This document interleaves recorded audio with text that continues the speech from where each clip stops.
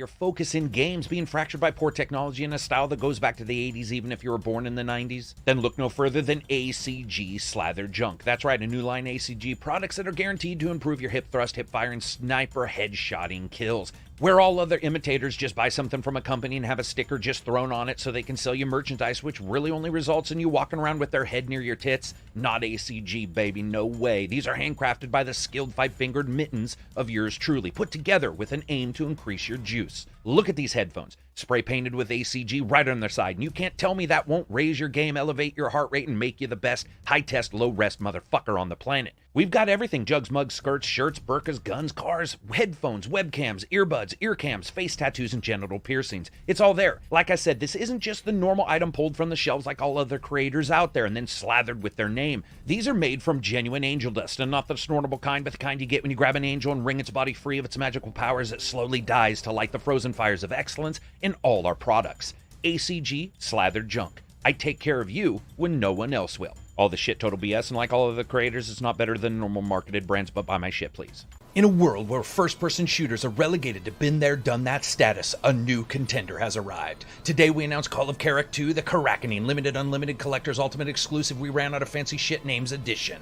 Where other video game editions just give you a couple items, we here at Crack Design Incorporated Productions want to reward you, the gamer. Now we have marketing data that proves that all the other shit you get matters more to you guys than the game. So when you buy for a limited but ultimately unlimited time and purchase the Unlimited Collector's Limited Edition, you get DLC that'd be sold later in a complete package, a gun painted like a giraffe, a gun painted like you would probably paint it, a deck of completely unrelated Norway playing cards, a specially designed Zika-sized mask guaranteed to fit no one, and lastly, get access to the PC version early so you can beta test that bitch for us. But most importantly, for a completely unlimited time to make you feel like you need to rush out and get it, we have an oversized, completely ridiculous statue lit up with Christmas tree lights that we won't tell you how much it costs us to make, but you can bet some kid in China's pounding these out 20 a day while high-fiving a statue of Xi Jinping on his way out every morning. And to close this off, here's a list of bullet points that we needlessly make look like they are all in the special editions, but are actually just in the game. The game. A manual, like that's somehow special. An explanation of the modes right here because it's got numbers in it. It'll make you think there's more going on. And lastly, multiple times where we can use the word epic and massive to make sure that you feel like you're going into a Michael Bay movie. So by now enjoying the epic, interconnected, massive, scorching, huge, big word, interactive, open, but really hub world gameplay experience. This is somehow already being claimed as a classic, an instant hit, and amazing by websites that haven't even fucking played it yet. So join us September never. Disclaimer, also not on early access services because we're shit with promises. And today, a special thanks to our new sponsor. Have you ever wanted to be a part of nerd culture but didn't have the money to jump into the newest graphics cards, expensive figurines, or YouTubers trying to sell you on 3D printing at home where they get a cut? Well, look no further. A company's found the perfect middle ground for people with just enough money to spend, but not enough to do anything useful with. Karak Crate, where you get a new crate of random Karak items every single month. Each month, a different box arrives at your door. Spatulas, used socks, my slightly bent and beat up cheese grater, or a cat. That's right, for only $14.99 per month, twice a month, you get a small crate sent to your house, just absolutely stock full of useless bullshit. Each pack is created to make sure that you get at least 4 rare items as well as 4 items that you won't have any fucking clue what to do with. Now, just some of the amazing things that you can get in your new Karak Crate: a pair of bloody scissors, used facial scrubber, 1/2 of a well-worn jockstrap, and the last ball of lint that my cat coughed up. Ladies and gentlemen, you won't find a better deal for something to make you feel like you're wasting your cash on crap anywhere else. And these items are nice enough to display proudly around your home as a member of the Karak Crate. Each comes with a stand made of genuine bullshit. The same bullshit anyone is trying to prattle to you like you're a rot-lipped gate mouth whenever they want you to pay for a mystery crate filled with useless shit just like this. So again, try Karak Crate. For just $21.99 per month, 4 times a month, each month, twice a month, you can get an amazing crate filled with stuff that you will have no fucking idea what to do with. Karak Crate, where strange comes to you.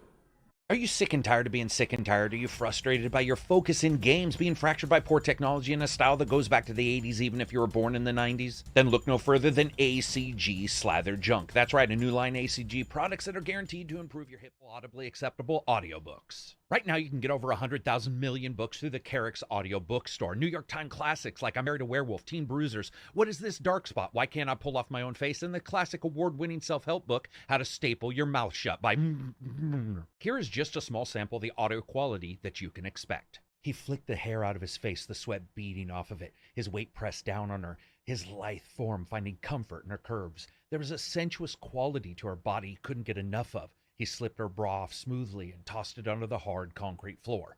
Bill patted the old Corvette with one hand. That's it, baby. Let me know all your secrets.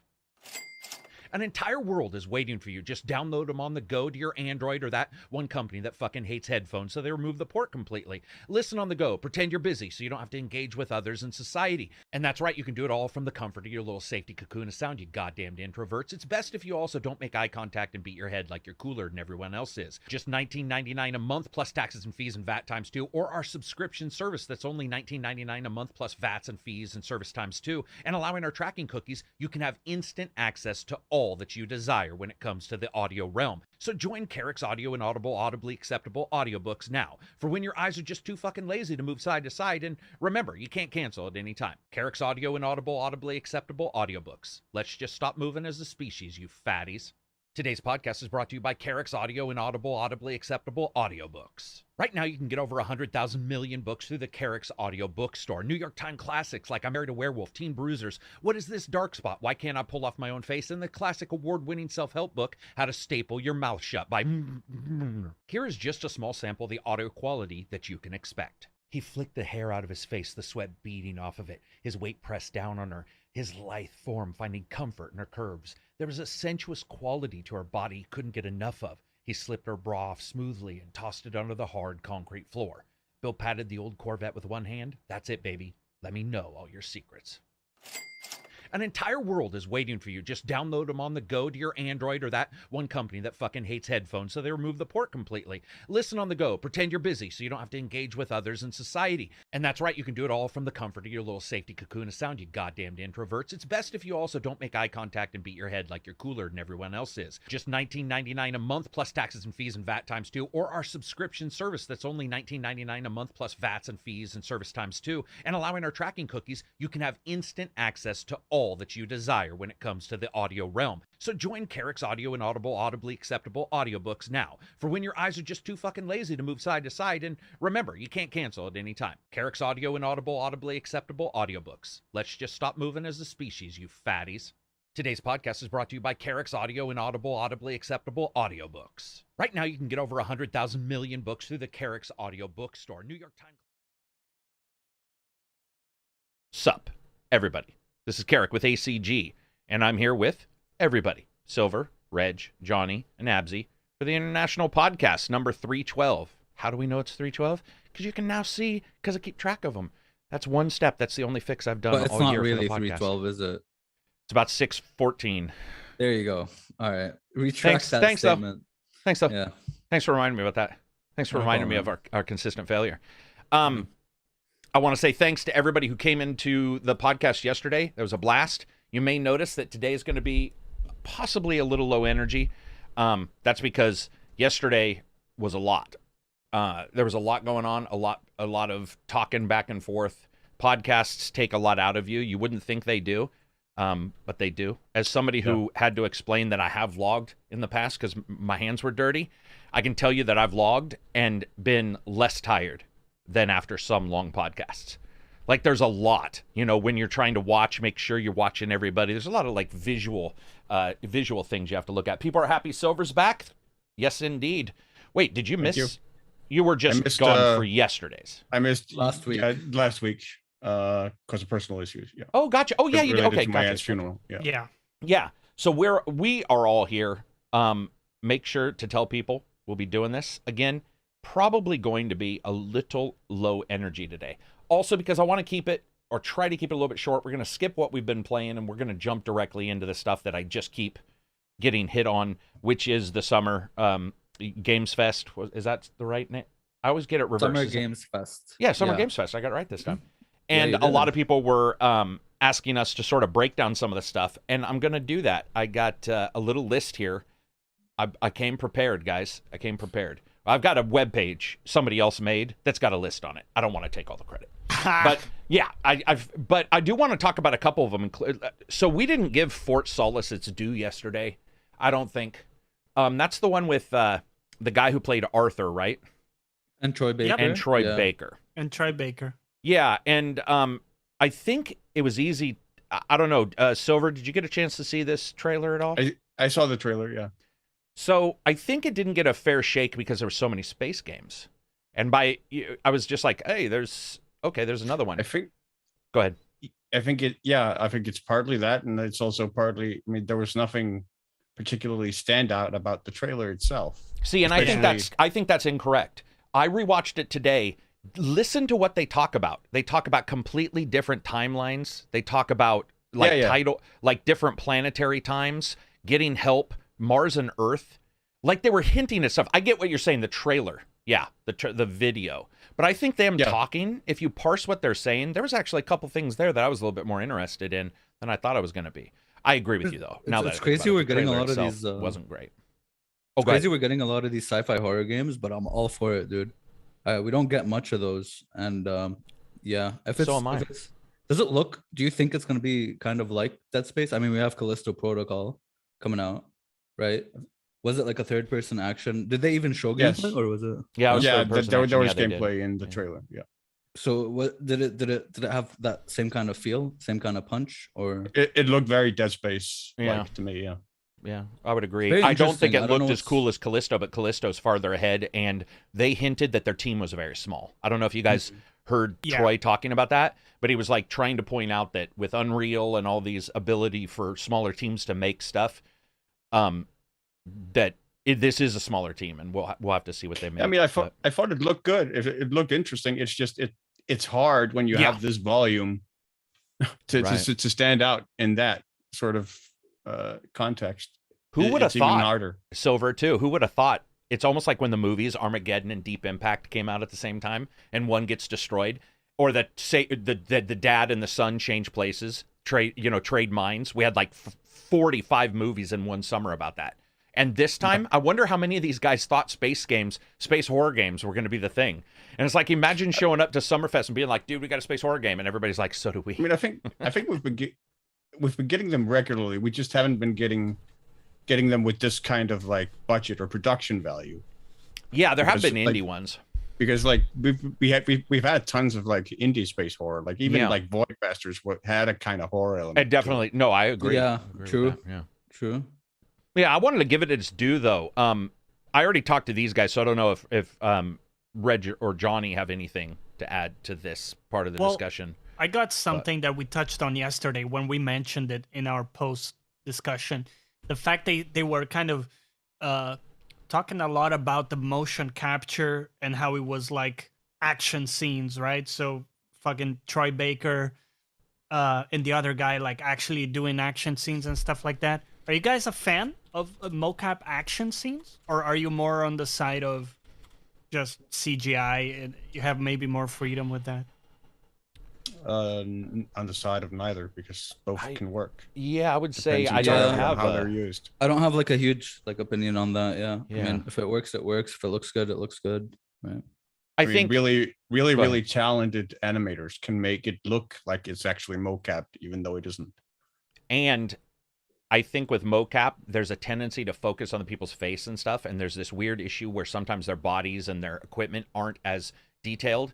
Where if an animator goes in, you know how an animator works. They're like, they got their 8 points of movement. They've got little things jiggling around sometimes, and you get almost this overabundance animation, which can also be cool. But yeah, I think the one thing with mocap is since they're mocapped, those animations are usually cribbed, and you can sometimes tell versus animation where the game knows where to put a hand versus, a person has put their hand on something. So where they can basically just construct it to get it the way they want exactly. Yeah, I think overall, I did. I just wanted to point that out because I do think I heard one or two people saying that they had wished we had talked about it more. I thought we covered it, but then after watching it, Callista's getting the heat.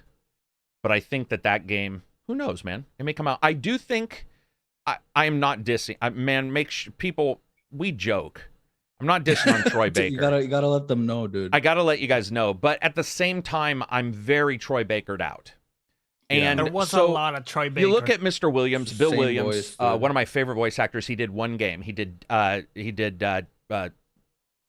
what's the planet? Lost Planet 3. And Bill Williamson.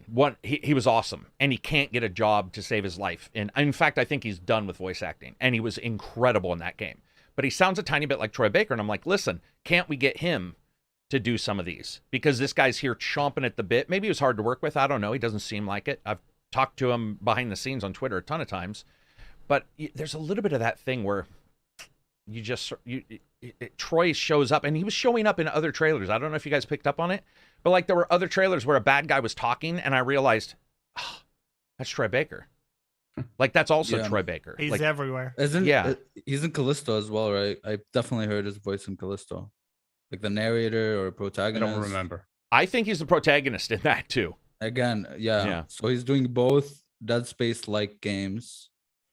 Yeah, right. I just what me, a time to be alive. I mean, dude, for him, right? Well, I guess that's the thing also is because we've had other voice actors on who have a hard time getting in, and it feels like there's a little bit of a click where it's like these people are working on this game and on this game. Like they're just eating up everything. Oh, and there's a lot of people out there that I'm like, really?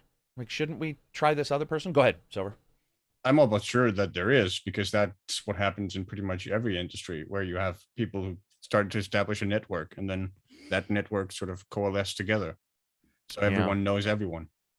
Yeah, it's too bad. It would be. Oh yeah, that nice VA click, dude. Oh my god, they have like a click. You know what I mean? Where it's like I've heard like complaints from other voice actors where it's like, okay, well we can't get in, we can't do anything because this click all like rules over a ton of AAA. Whatever. And I certainly haven't heard any personal complaints. It's more about the jobs.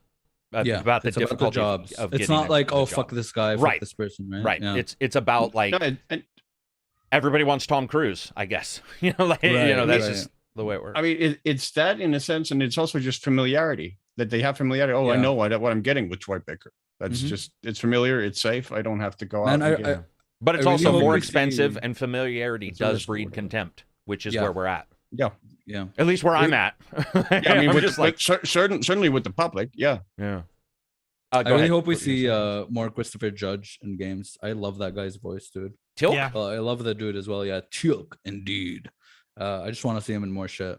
He obviously embodies God of War very well. Like his voice is super deep, but I want more games with that. I know you're a big fan. I'm just going to go out there and say, I think he's pretty one note. So I don't know. You, dude. Just stop talking. Sorry. Well, I mean, yeah, I don't picture him doing a rom-com. Dude, have you seen him in Stargate SG-1 acting as O'Neill or no, he's awesome. In Changeling? He's awesome. It's that his voice. He has a lot of he does, but dude, his voice doesn't have a lot of dynamics. He was very good. We talked about this. His mimicry was amazing in that episode. But he also had 12 fucking years of episodes to get that right. There's just something where it feels like I like him, but I just don't know if some of the people I'm talking about him replacing would work.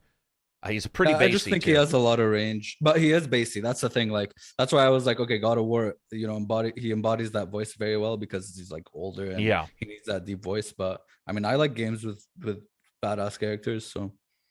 Yeah, that's true. Yeah. So do I. I mean, that's one of the things where if that's what you like, then you're going to look at it and be like, this is exactly what I wanted. But I think that we might be at the spot where when we say this is exactly what we wanted, we're getting a lot of Troy Baker because of it.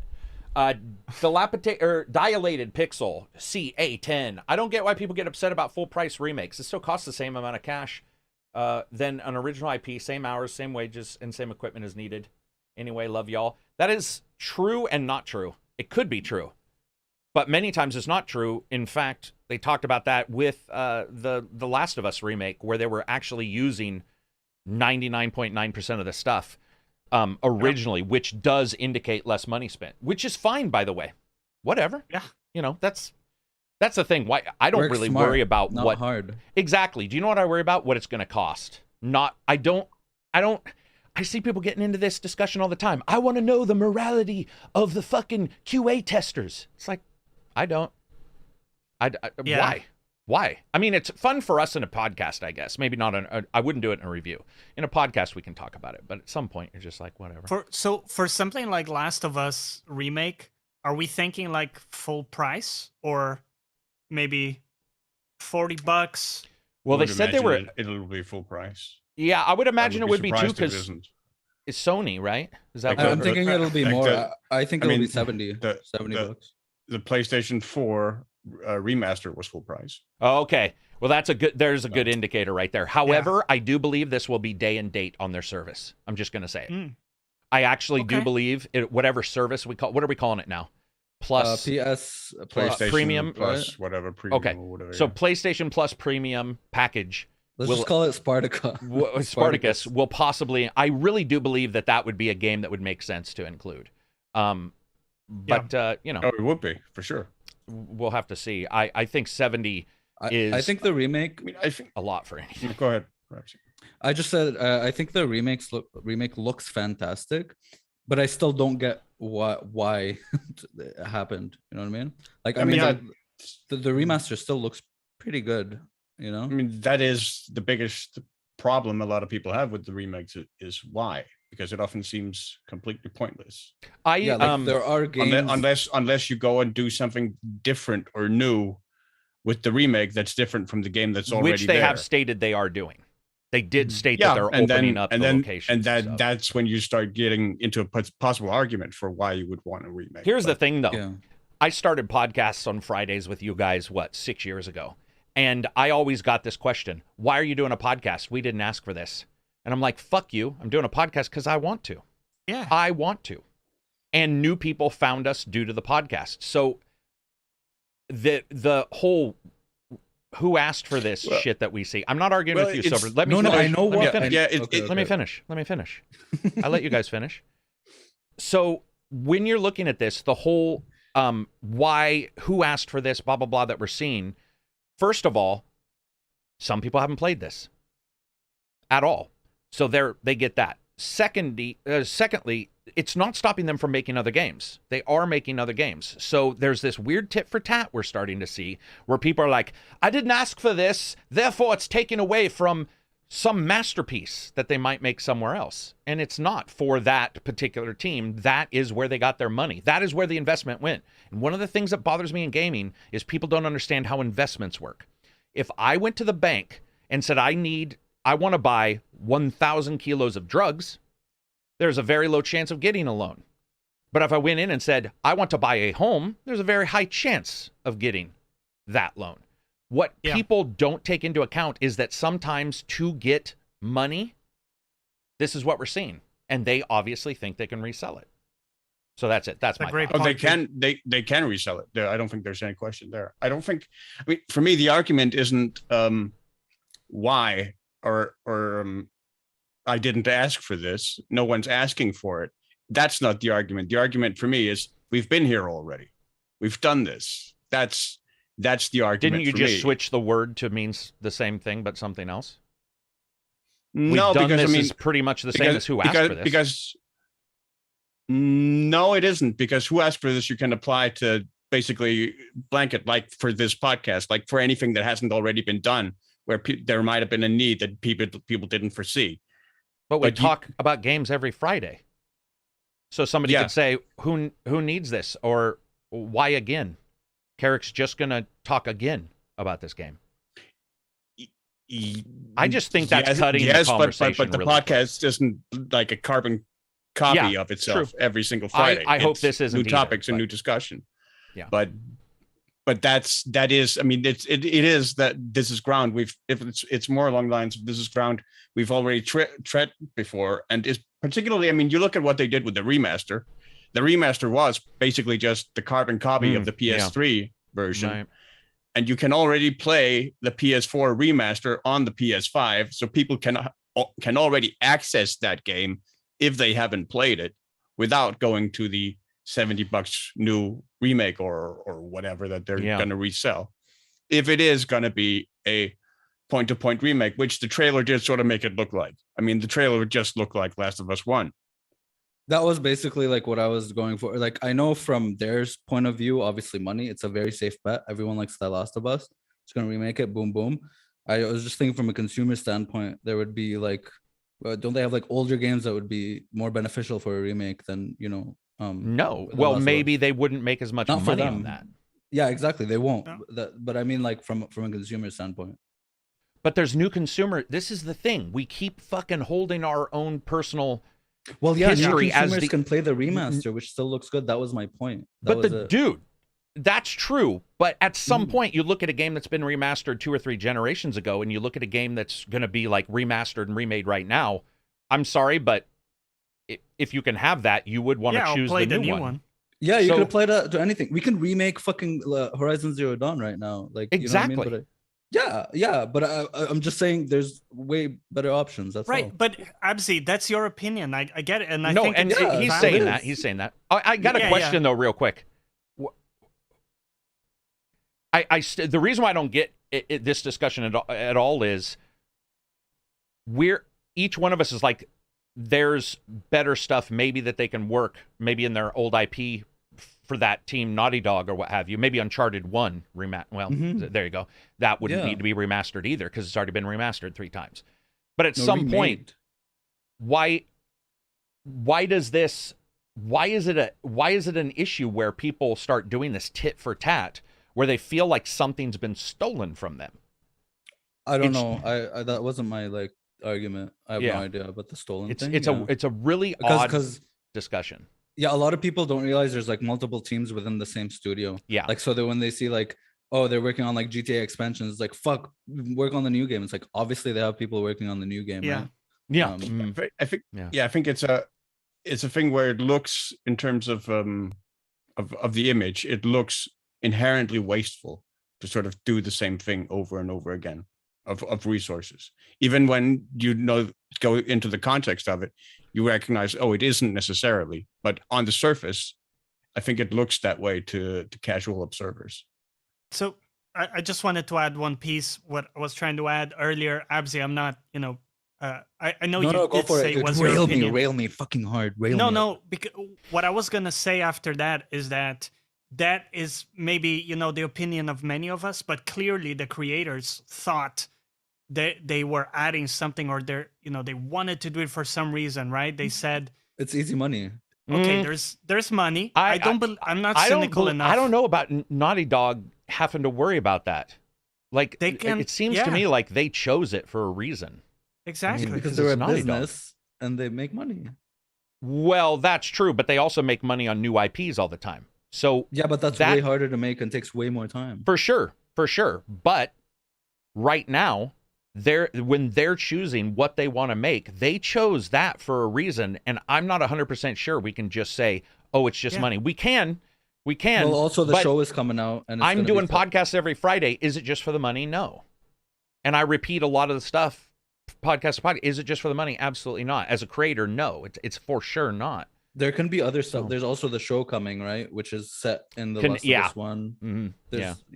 But yeah, I don't know. Fuck it, dude. I'm gonna probably play it.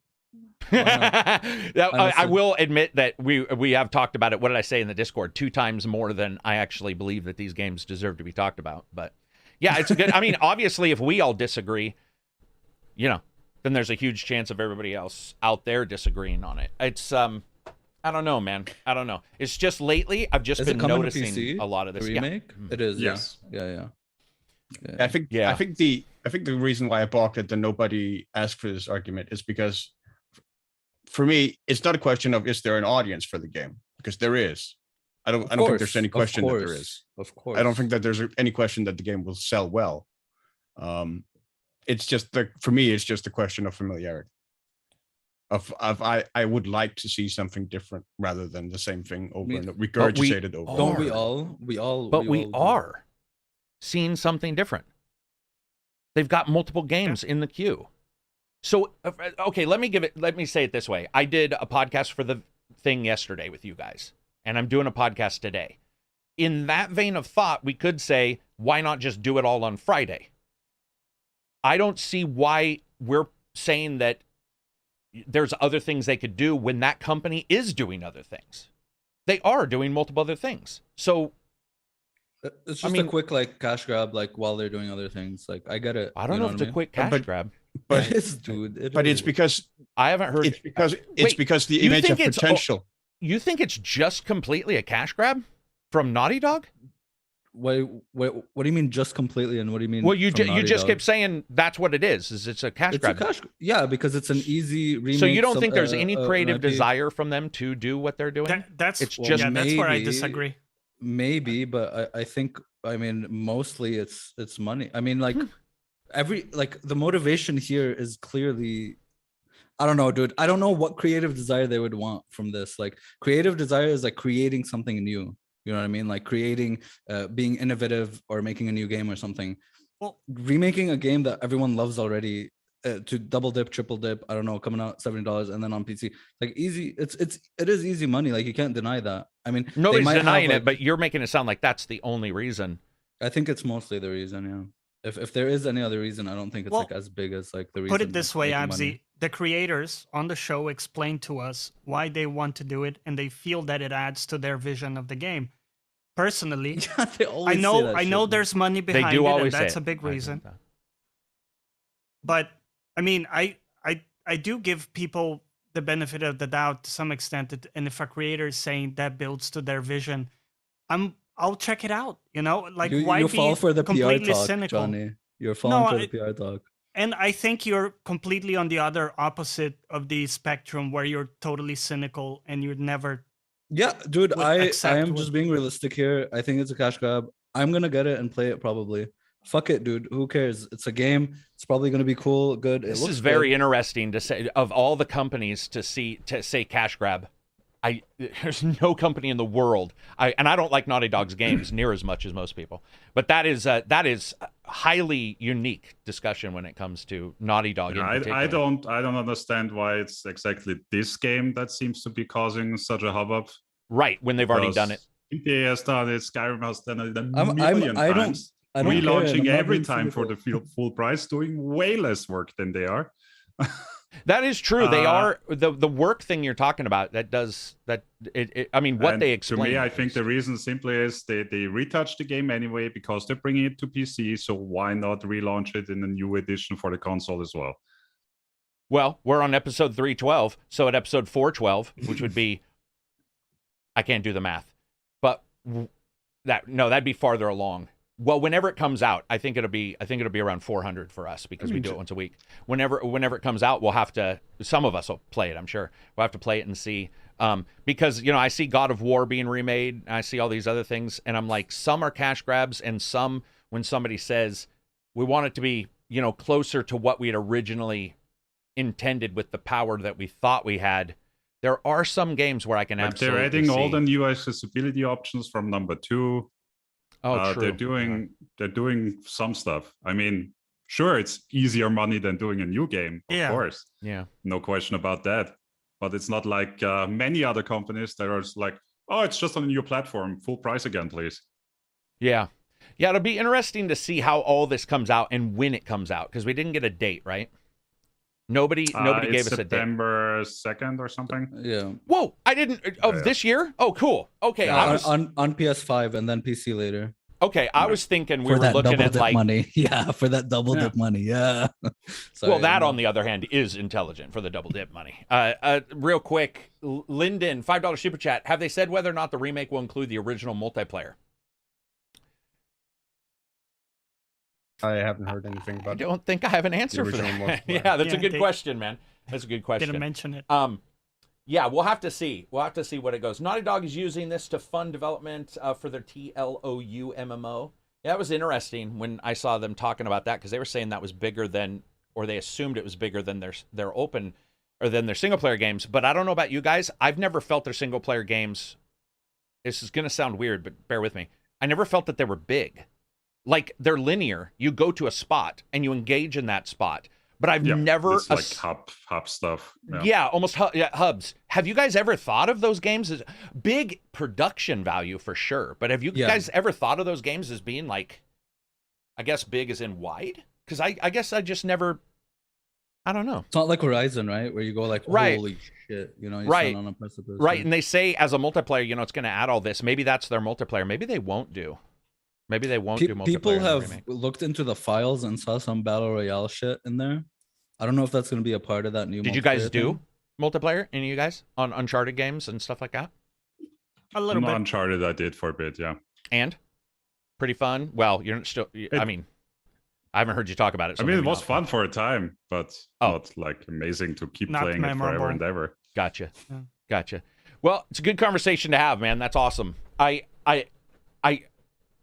we're gonna have to see when it comes out what we get. I'm gonna be very interested in what we get and if it's. But just I think nothing. that's the best part. Whether we disagree or agree, we can just wait, see what they make. And yeah, then in the end, decide. No, Johnny, we have to. I think it's gonna be good. No, I think it's gonna be. I think it's gonna be good. Don't get me wrong. I think it's gonna be good. There we go. We can just judge them by the merits. That isn't a thing I questioned. No, I don't know. I'm getting really tired of people trying to guess the like morals of things. Yeah. Well, yeah, because they do it to me sometimes, and I'm like, "Fuck you, man! I really wanted to do this," and they're like, "No, you did it because." Yeah. I'm like, And admittedly, I'm open to being an asshole to people. I have absolutely no problem with that. So, Naughty Dog, other than what we saw at the end of Last of Us 2 on Twitter from their creators, normally they don't come across as assholes. So we'll have to see how it goes.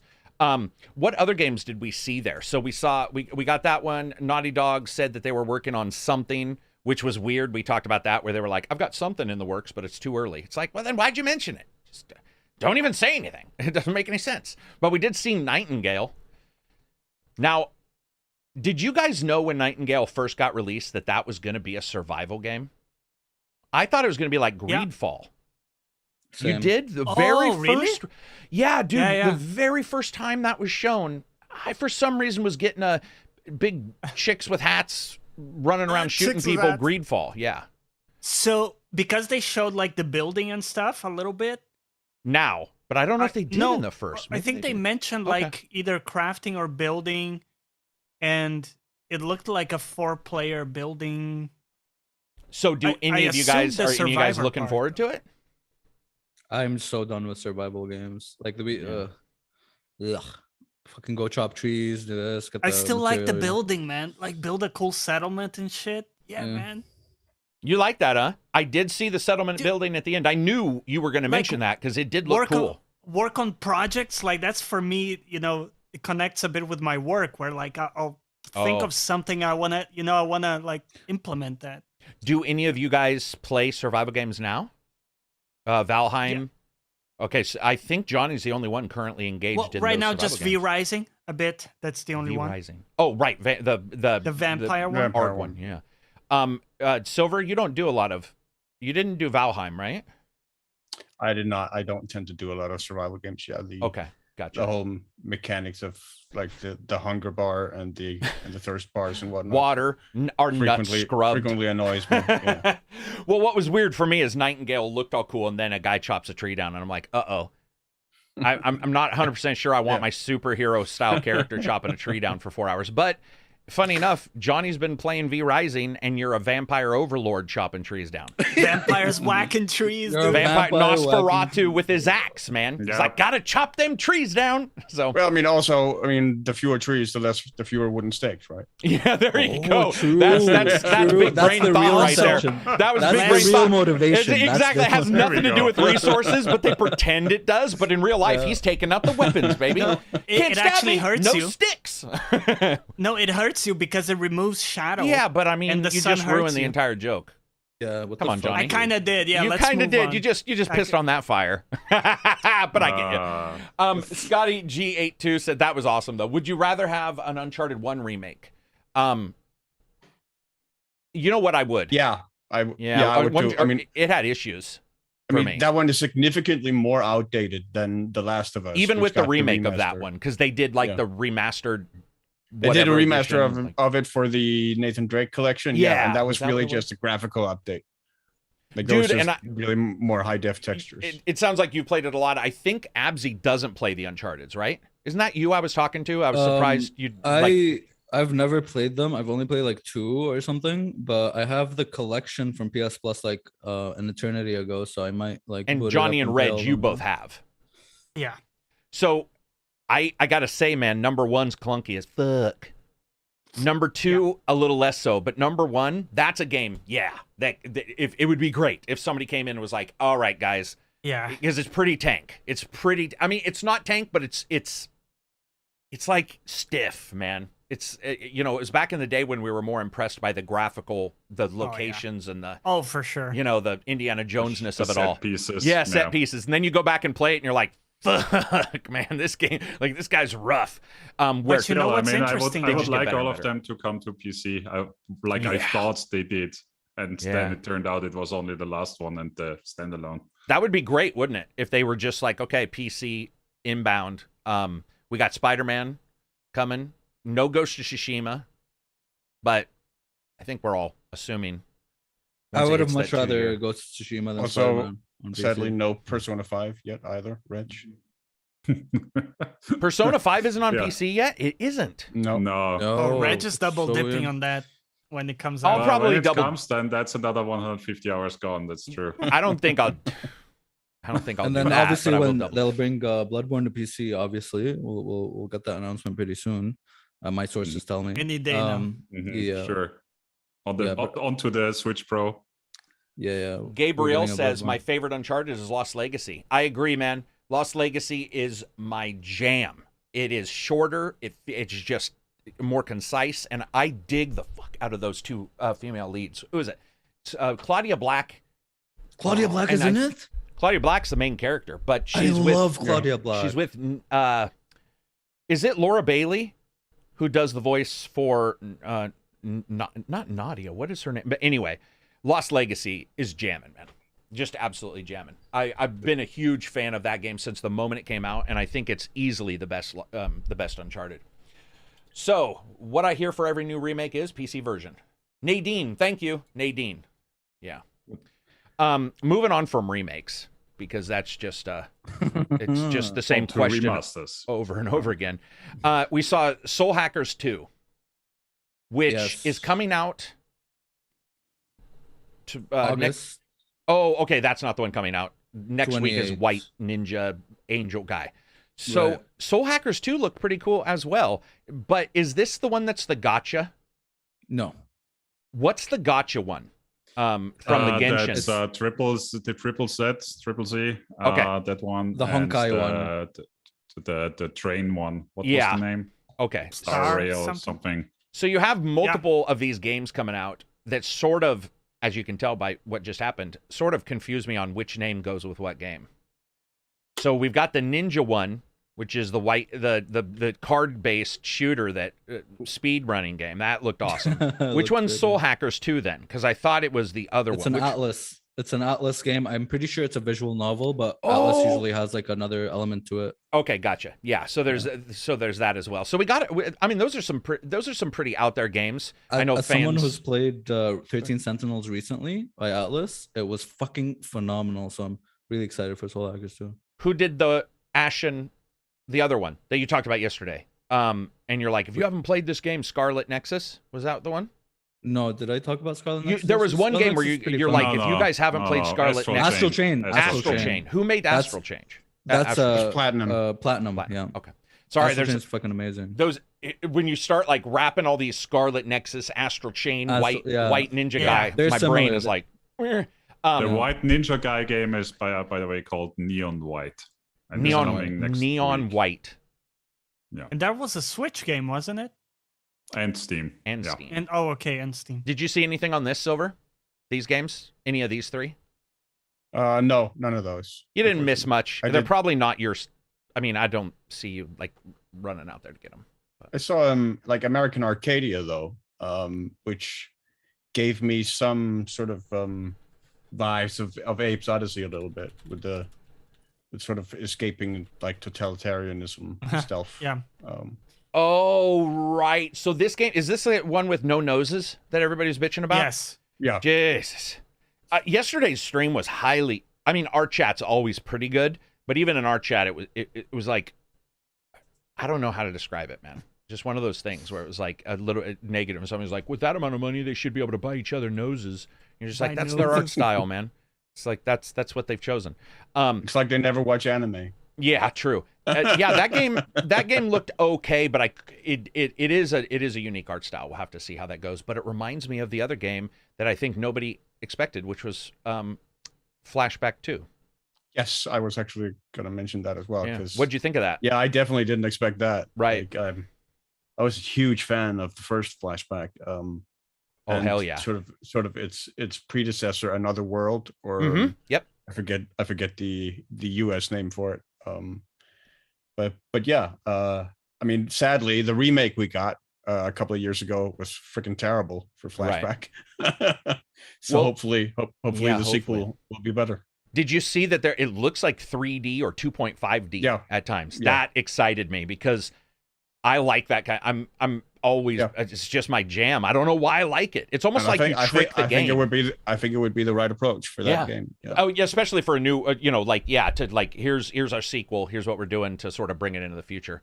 I was excited for it. Complete surprise. I will be honest. I had no idea that was the game title. I was like, okay, here's a flashback or something like that. Oh, okay. I don't know if you guys noticed. I did not like their presentation. Putting projectors on guns to show the graphics on the gun where most of the screen wasn't the game. That was a weird trailer. That was a very odd trailer. It's very negative spacey. And I could see a lot of people going, what am I supposed to be looking at?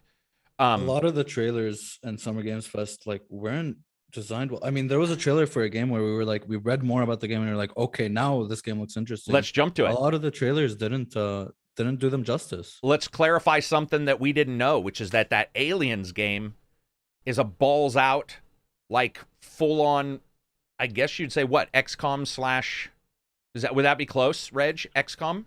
Well, the store page says something like real-time strategy stuff. Well, that's, I think, setting up a different kind of wrong expectations. It seems to be like a squad management game where you return to base and set up and level up your troops that you send out to missions again. And traps and shit that happens on the missions somehow affect those maps are affected later on. So obviously you might grind, maybe, could be that. It could be something where the story just has you go back. But guys, if you guys saw Aliens and were like, what is this? Trust me, everybody was. Everybody got to the end and were like, oh, it's a first-person shooter. The two paragraphs on the Steam store page sound way more interesting than anything they showed. Yeah. And he did read it at the end, but that's because we looked it up because we were so confused by it. None of us knew. I mean, we all thought it was first-person shooter. Then they flashed to the top down. We're like, oh, wait, okay. Mm-hmm. Because they did a CGI trailer that didn't. Why? You just spent a ton of money. I'm sure animation isn't cheap. You spent a ton of money on that, man. You could have. You could have done some bullet points. Stormgate. Finally, a AAA RTS game, right? By the oh yeah. Was that AAA? The trailer. That's AAA. Yeah, it's very AAA. Like, that's the editing looked very B level. I could edit way better than that, to be honest. That was. I'm not being hoity-toity, but Jesus Christ, that was. Regardless, bad. Right? It's like the how do you sell an RTS? I never understood that. They kind of do that in Blizzard as well with the cutscenes. Well, Blizzard's that's cutscenes telling are me amazing. nothing about the game, right? That's true, but Blizzard's cutscenes are amazing. I gotta give them that. But Stormgate, that was we didn't know. It looked like a third. I thought it was gonna be a third person. They had to tell us, right? They had to tell us it was an RTS. yeah, and then Reg had to read an entire Steam page to figure out what the other game was. Yeah. Which fucking, so it's a twin stick, but you have the overall XCOM type of thing, but it's more of an action. That's because they said cool, death is forever. You upgrade your guys, so it's like hardcore mode. They get stress. Yeah, stress was in there. Nice. That's fucking sick, dude. It went from being I'll check it out later. I'll try to parse this later. To once Reg read it, I was just like, wait, what? I want that. Yeah. That's one of those times where we always joke, but you need a Steve in your group to be like, guys, what's this fucking CGI trailer all about? The Steve who's a drunk who comes in once a week to look at your shit and just diss on it. That's what every company needs. Those companies both needed a Steve. They needed one guy to be like, what are we doing?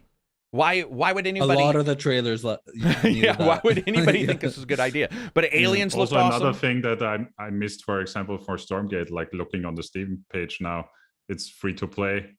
I don't know if they said that. They did. Yeah. What is free to play? Okay. Stormgate.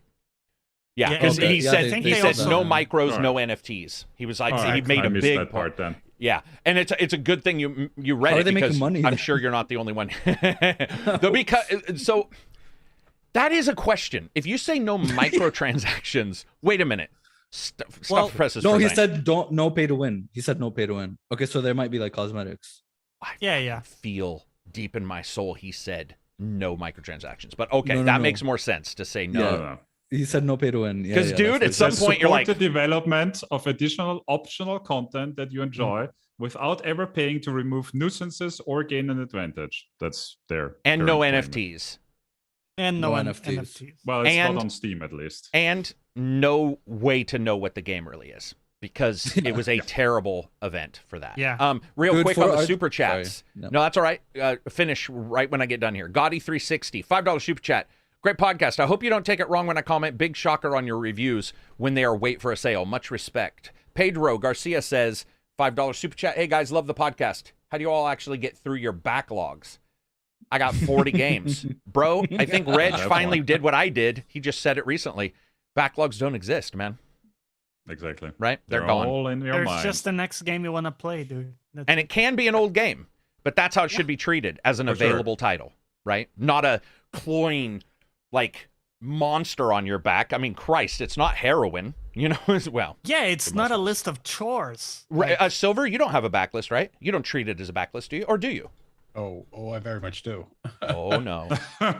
I mentioned heroin. He's starting to scratch and shit. Yeah. Fuck. Yeah. So yeah, I have a considerable log of games I feel guilty about not having played. Some of them I've brought up here on occasion. Like Life is Strange is one I still haven't gotten around to. Yeah, that's a big one. You do bring them up. Ivan, $5 super chat. Absy, less angry today. Absy wasn't angry yesterday, were you? No, I got laid by Karak, so I'm happy today. Chris, we'll move on. $5 super chat. Christopher, do you think GOWR will come out in November since Bloomberg is leaking it? What's GOWR? Oh, God of War? God of War remake? Ragnarok. Or Ragnarok, you're right. Yeah, I guess. I just assumed we would have... You know what?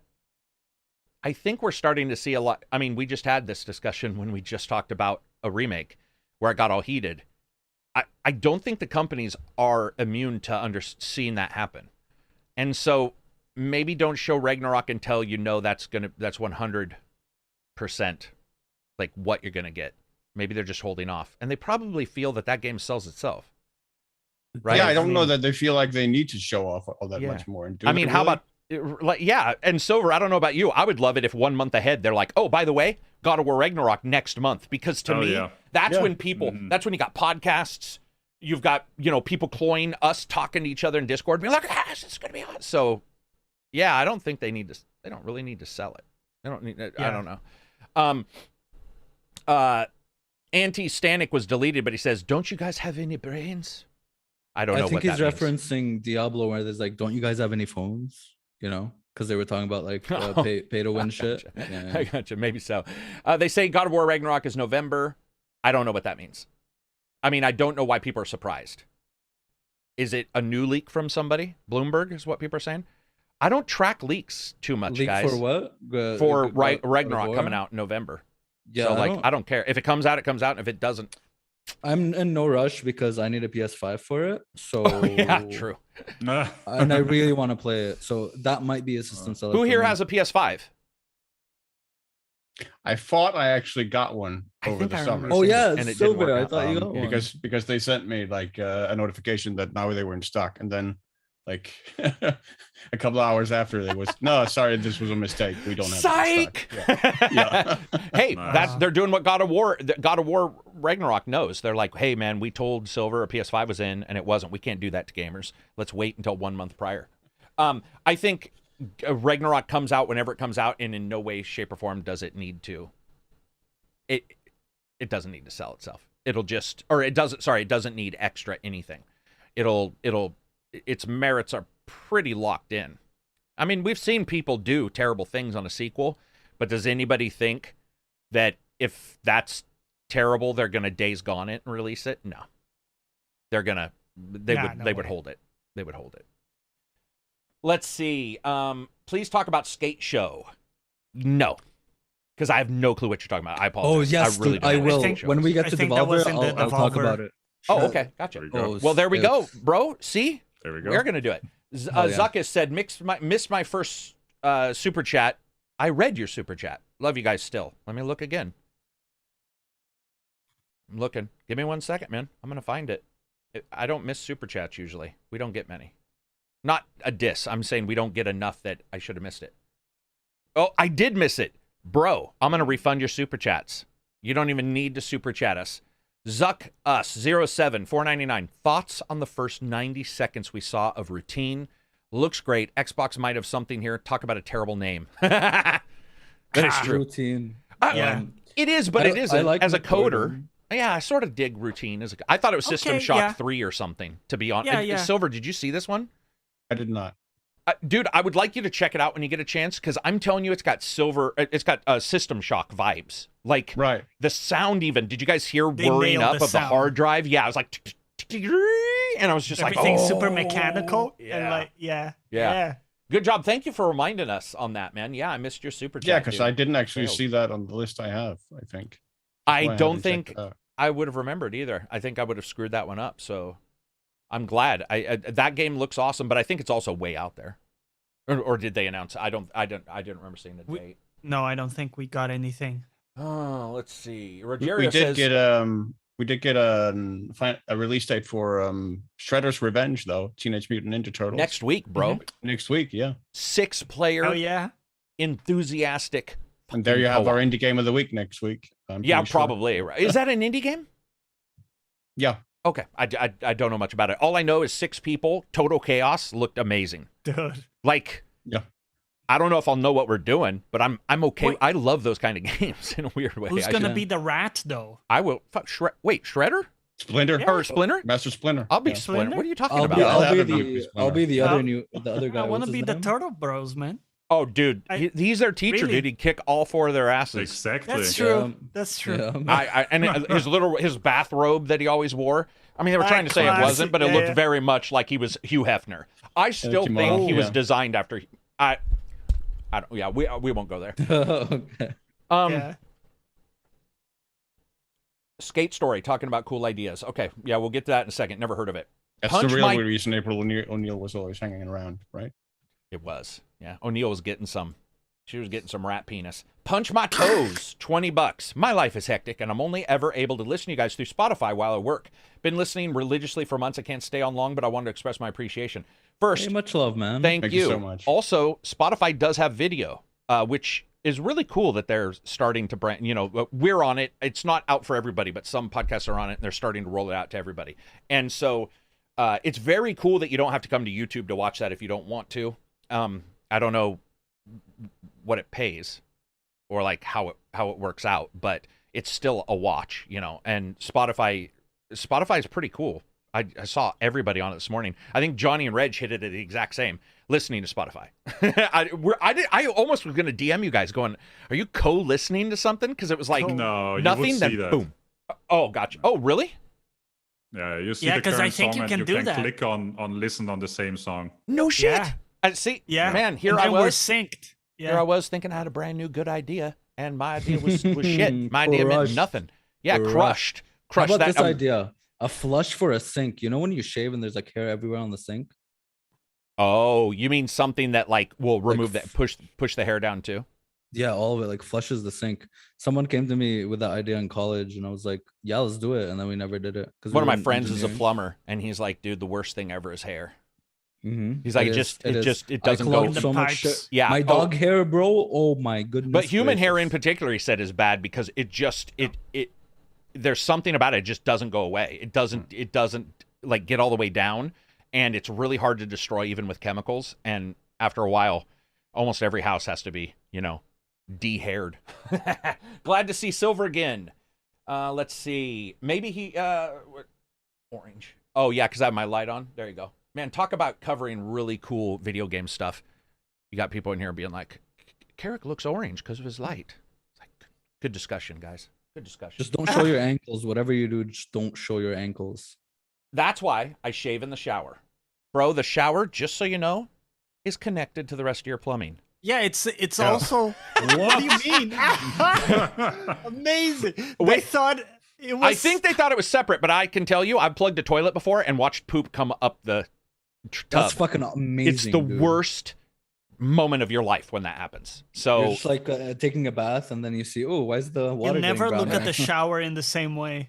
You don't. You don't. There was one time I was living with a roommate who, I mean, I'll just say it, man. He had baby arm turds, I guess. I don't know, but there was a lot going down. And one time I was in the shower and he flushed, and I looked down and saw water coming out of the tub, and I did the fucking Superman like hi-ya! Out of that tub. That's living in an apartment with people. You always have the weirdest stuff go on. You just would have never expected. Oh, dude. Oh yeah. Just like a roommate. We'll have to do a podcast where we just do roommate stories, because there's some. Every time I think I've one up somebody, one of you guys or somebody else will come and be like, I will still drop that one because it fits to toilets. One time, one of my roommates was total like druggy. He was doing like weed all day long. Like in the morning you get up and you already had that sweet scent. And one of his buddies during a party came out of the toilet and he was like, I flushed down my underpants. and the toilet was clogged with his underpants for like 2 days. How does that even happen? I don't know what happened. What would be the mechanics of getting your underpants? I have no idea till this day. Hey man, when you're high, a lot of things can happen. Wow. I mean, at that point, your underpants, that like, unless you're taking them off, they'd have to rip off your body to go down. That's awesome. Super chat, the Nerdy Giant, $5. A new Lord of the Rings game was just announced. I didn't know. Anybody want to look that up real quick? Yeah, dude. Roommate stories. No, I'm not gonna. I have some gross ones where you're just like, how's this person? Why did this person ever do what they did? But then you also get the really fun ones where I don't know why I didn't figure this out, but I had a friend, he was related to Harry Connick Jr., very close relation, and he lived with me for about 3 years. John, if you're out there, I apologize. I am going to tell a story.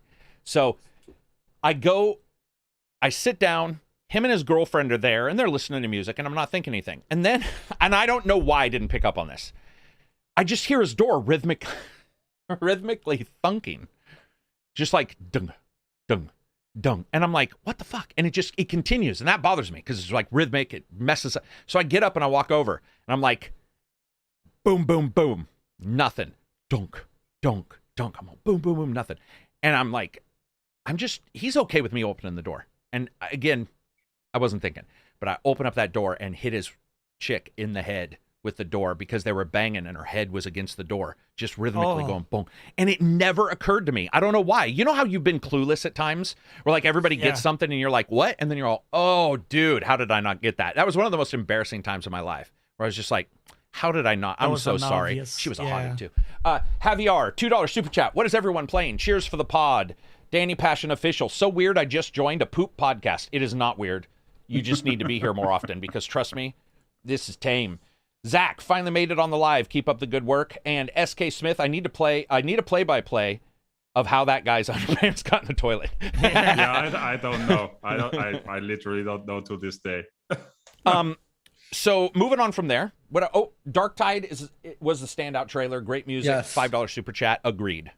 Yes. Oh yeah.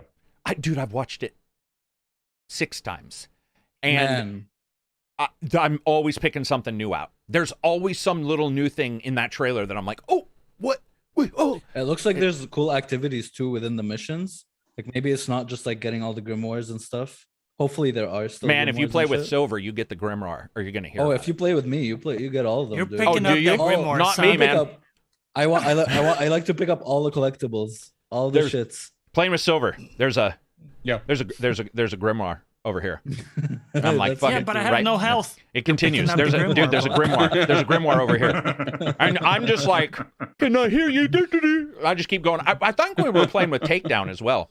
And I could be wrong, but I thought it was Takedown. But then his voice gets a little higher. Well, if we just got the grimoires, you know, where you get that like that nervous like trying to tell you to go get the fucking grimoire without telling you.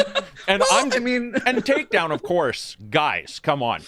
No, man, I mean, it's a cool like risk versus reward type. It is awesome. Like it is awesome. We just didn't do it very well.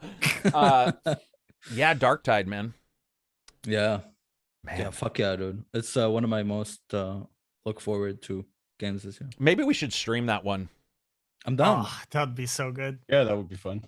Yeah. But also just play the fuck out of it. I just want to play the fuck out of it. Co-op game. Yeah. Yeah, I want to play the fuck out of it. Dude, people don't get it either. I talk about Might and Magic, Dark Messiah.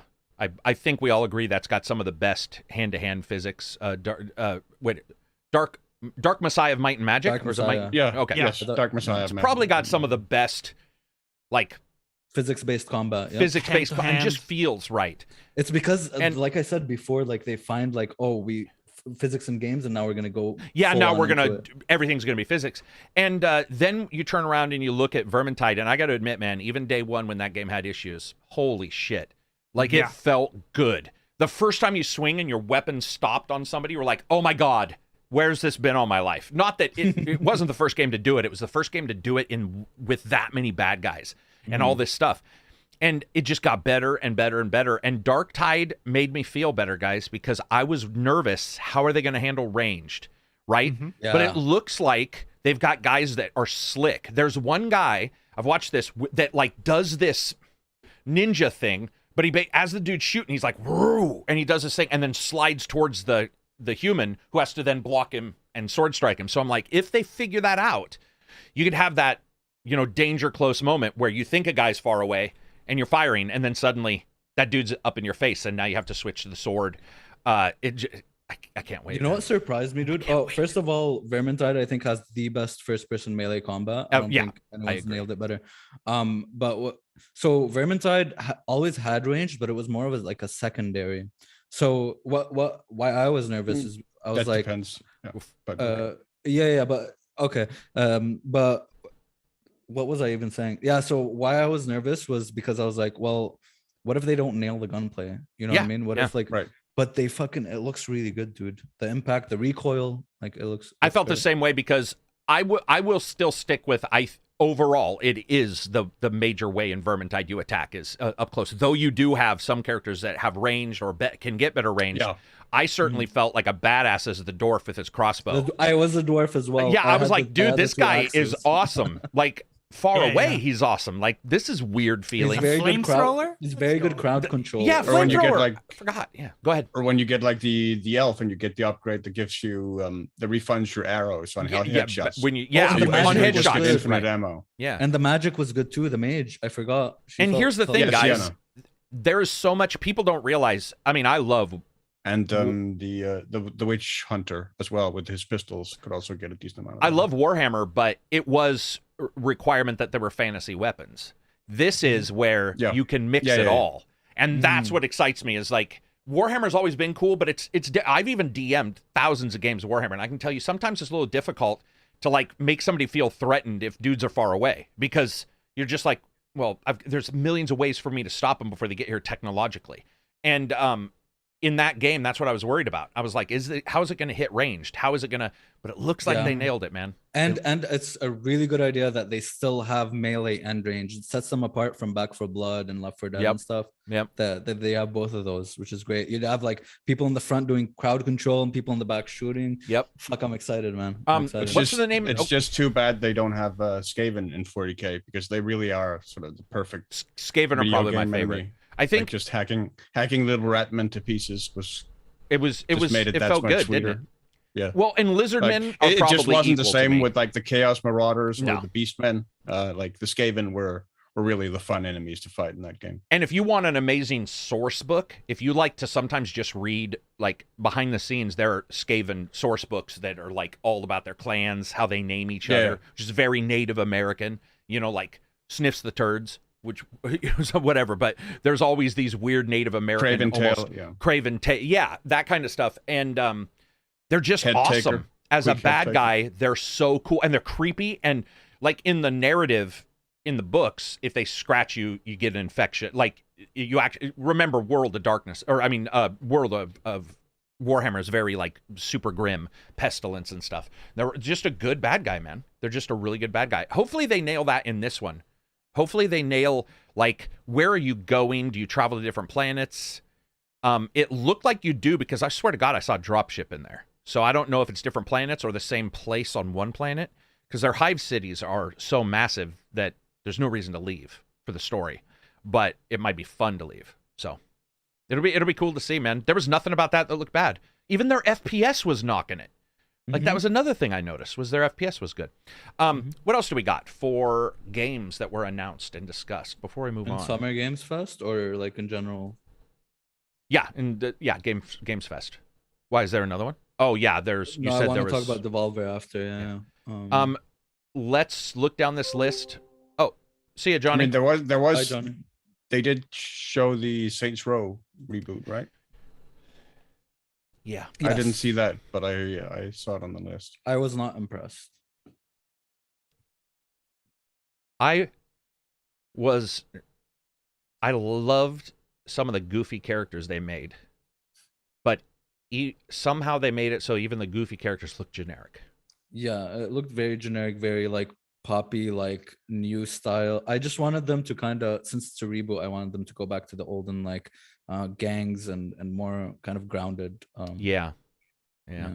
Does anybody know why Johnny left? Did he say anything? I would assume it's a connection issue of some sort. Okay. I just want to make sure we're not like, ignoring that nuclear weapon just went off. Let's Jesus see. Christ. The other thing, Marvel Midnight Suns. So, if you guys get a chance, check out Christopher Odd. XCOM. Yeah, Christopher Odd got invited, as well as many of us, to an event to see this game. I'm not traveling due to COVID, and I have family members and stuff. So I was like, yeah, I'm not going to go. But I was interested to see once people got hands on it and sort of posted. He posted up a huge 50-minute or longer thing. And if you're in the Discord, the patron Discord, if you just look for that, you'll find it in the links. Guys, so it looks awesome. It does. It looks awesome, but they're missing a couple things. The first thing I noticed was the battles. We're used to Marvel, man. Marvel's got fast, long battles against villains and heroes, mostly. You do have normal dudes, but after a while, you get tired of seeing Captain America beat up on normal guys. You're like, this doesn't really work. This game has a dearth of villains. And I was expecting these big battles sometimes where like the villain was, how the villain's the bad guy and you're beating him, you're knocking him down like Thanos, he gets up, you hurt him, you think you won, but you didn't because he pulls out his special, trope number 77 that lets him get out of it. That wasn't really in there. Also, this is a game where after you do all this, it just ends that mission. And I was like, do you know what I would love? A button that just did the replay at full speed.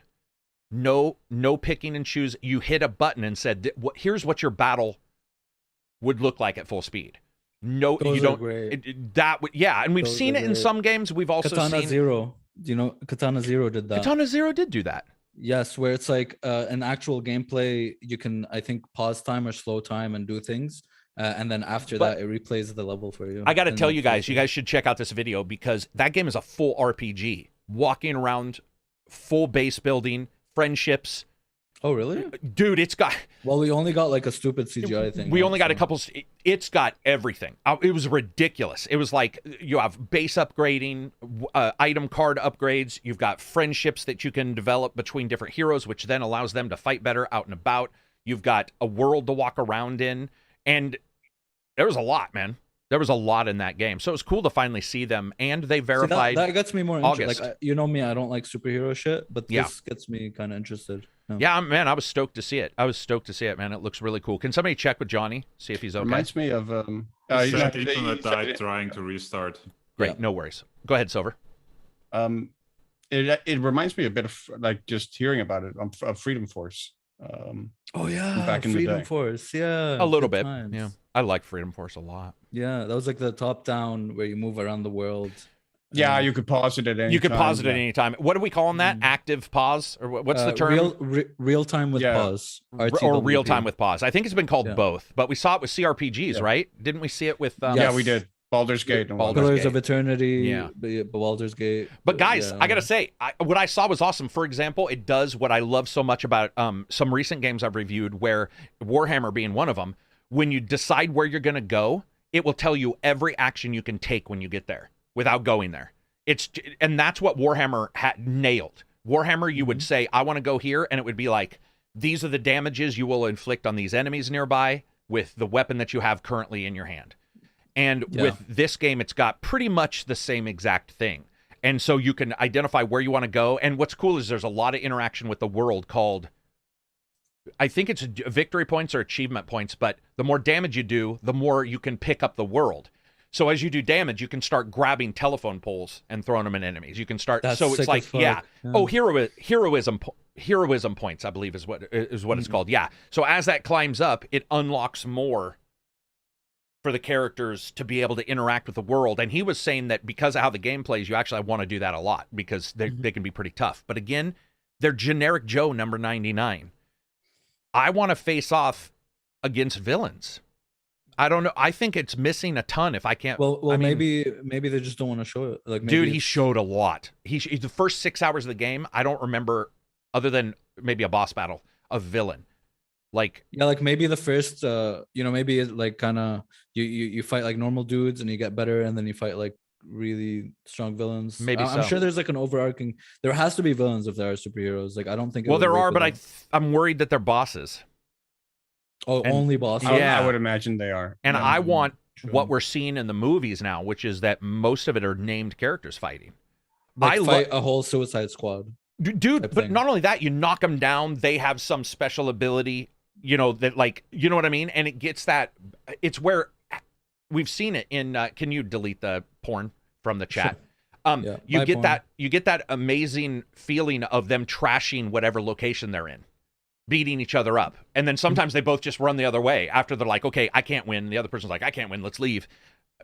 It doesn't look like we're getting that, but we'll have to see. That was another game that they also verified 8/22, I believe, August. Isn't August sort of busy? August is kind of busy. I'm not going to lie. The next couple, man, this year, I thought it was going to be super dry for the rest of the year, but it seems like there's a lot of spread out. Is. Yeah, there's like a lot of spread out games. There's games coming out this month, games coming out in July, games coming out in August. A lot I'm looking forward to in August, by the way. Cult of the Lamb. I'll talk about it later. And speaking of lambs and farm animals, what about Goat Simulator 3? Let's skip 2 because goats can't count. Goats can't count. They also use the exact same fucking Dead Island 2 cutscene thing. They know their shit. They're like the Devolver Digital of game makers. Like they just sort of. I mean, remember when Ghost Simulator came out? You were just like, what? And then people played it and they were like, there's a lot going on. What? Go ahead, Silver. I'm sorry. Yeah, it got sort of released as a gimmick game, but that was a little bit more than that. Yeah. And Deadmau5 was into it too. Ways. Deadmau5 was like into, and they put him in the game as well. He was like a DJ there, and he even added Goat Simulator into his shows, like his live shows, where he'd have like the goat kind of dancing in the back and stuff. I love the idea. Abbreviated reviews. Homeworld 3 got delayed. Yes, it did. Sadly. Yeah. I feel like Homeworld 3 just snuck up on me anyway. So Same. Does that make sense? Like it feels like it was like, hey, Homeworld 3 is coming, and then now they're like, I didn't know hey, until today when I read the news that it was delayed. So. The game you didn't know about's not coming out when you didn't know. Damn it. Gosh. What else? Reg, any others from you for that event that we were hot trot for, or that you didn't like? I mean, we did talk about them yesterday, and I don't remember anymore now. I'm just looking at Reddit's game page because they just got them posted. Goat Simulator, Teenage Mutant Ninja Turtles, Witchfire. Witchfire was what? Yeah, the that one was badly mixed sound. Oh, with the gun sounds being way lower than the music. Okay, gotcha. Cuphead. Cuphead. No. Looks great. Hey, they got an easy mode, Reg. They do. They have an easy mode. Yeah. Still not. No. They need an easy. The thing mode. with Cuphead is even like in the actual game, it's hard, but for some reason you don't get frustrated. Like you just go like, okay, well, I'll try again. Right. All right. So we can move on to Devolver unless anybody has anything for the game. Let me check the chats too, so I didn't make sure I didn't miss anything. But unless somebody has something else to add, we can talk about Devolver, which I didn't see. Let's see. Andrew says, ACG, the Goat Simulator trailer was good, but it was sad at the same time when they were obviously having it make fun of Dead Island 2. Yeah, the game that... It's dumb hell. Yeah. Andrew says, new Castlevania show on Netflix got revealed about Richter. Hey, guys, you guys are animation fans. Do you care? Because the first Castlevania was great, right? Castlevania is the first amazing. one was very good. Castlevania is amazing. But they also did Dragon's Dogma, and that was trash. That was not amazing. Do you know what was amazing? And Reg definitively agrees with me. This was an amazing anime. And he wouldn't shut up about it, which is the Blade Runner. Oh, no. I liked it. Shut up. Shut up. Oh, no. I was like, hey, no. man, this is pretty cool. And he just was ruthless. He was like, the worst show ever. Fucking worst show ever. It's worse than Dragon's Dogma. I'm like, screw you, man. It is. It is not worse than the Dragon's Dogma cartoon. Okay, whatever. Easily. Oh, easily. Not even a battle. All right. What do we got for Devolver? I'm going to grab a pop. I'm not ignoring you, Abzy. But I think you're the only one who watched Devolver. Yeah, so you're gonna have to I'll talk about it a little bit. Okay. Yeah, so Devolver Digital probably is my favorite show that they've in this summer. It was amazing. They really get humor. I feel like they really understand humor. That everything was like funny, was immersive, very high production quality, crazy as always. The production of it all, the show itself was just always engaging, and I never felt like I was like, okay, what's the next game? What's the next game? I was just like in for the ride. It was fucking sick. So the first game they showed, I think it was the first game, it was Cult of the Lamb. And that just impressed me just by looking at it. One thing I will point out is that somehow they nailed soundtracks in all these games. They all had fucking amazing soundtracks. Cult of the Lamb has like a very unique, really cool soundtrack. A demo also came out for it, and I played it yesterday. And it's a very, very interesting premise. It's pretty unique for kind of a roguelike. I played a lot of roguelites, whatever you want to call them. And Cult of the Lamb was it was very cool because half of it was a kind of a settlement resource manager. And then the other half was like a roguelike where you go into the roguelike, gather the resources you need, go back to your settlement, use those resources for like food for your followers, and you can assign your followers tasks to do, like chop wood, blah blah blah, and you basically build a cult. So that's what the premise is that you find yourself dead or something, or like a ghost or something, and then someone tells you have to start a cult. So you start a cult and you have to kind of find people and indoctrinate them into your cult, which is really fucking cool. So it was very, very unique in that regard. That was a fucking cool ass game, and I'm really looking forward to it. It's wish listed. I think it's like a day one buy for me for sure. Another thing they showed that was really cool was something Squire. I forgot what it was called. If someone can remind me, I don't have the list with me. Hang on, I just had it. The Plucky Squire. Plucky Squire. That one. So it started off with kind of like a 2D side-scrolling game where it's like a combat in 2D, but within pages of a book. So you're in pages of a book, and you're kind of like moving around in like kind of like a beat 'em up type of fashion. But then halfway into the trailer, you get out of the book and it's like a 3D game. It looks like It Takes Two, where you're like a miniature kind of thing in like a real world. And then the combat there looked pretty fucking cool. It was a really cool concept. That one also grabbed my attention. There was an FPS game, and I forgot the name of that. I think it's also a roguelike, which is just like off the walls, fucking shooting everything and kicking people like in Postal. So you just kick people into the walls and stuff. Was it Angerfoot? Yes, and it was very, very colorful. Sorry, Angerfoot? Is that its name? Yes. Angerfoot. That's an awesome name. Hey, Johnny, Yes. what's up? Hey. Welcome back. Yes. Sorry, my internet completely dropped and I had to restart. Dude, mine was nasty yesterday at the end of the event. So Angerfoot. And then, what else do we got for Devolver? So Cult of the Lamb was fucking amazing. Angerfoot, Plucky Squire, and one that really also grabbed my attention was the skate game. I think it was called Skate City or Skate something. Skate Story. Skate Show, Skate Story, whatever it is. Skate Story. Okay, so it looks like so you're like a crystallized figure riding a skateboard with amazing music. That fucking music was fucking sick. All the music in all these games were but this one was really cool, and it looks like a very good Zen game where you're just chilling, doing tricks on your like skateboard and moving around in the world. Oh man, yeah. I wish listed those 4 games for sure. Cult of the Lamb is one of my most anticipated games this year now. Very so that one I had wish listed since the first time they showed it. Like, I don't know, previous small show or something. Yes. It's fucking dope, man. I've played a lot of roguelikes, and this is by far the most unique one I've played for sure. Abzi, can you say the name again? Sorry, because I Cult of the Lamb. Cult of the Lamb. So basically, it's half a settlement builder and half a roguelike. Resource manager. You basically have to indoctrinate people into your cult. Yeah, Bro, and you get to build. Yeah, you are. Try it. The demo's out. It's fucking amazing, dude. And did you say there was a demo for the skate story thing? I don't know, but one thing I will like to point out in Cult of the Lamb, play it with a controller. The vibrations in that game is spot on.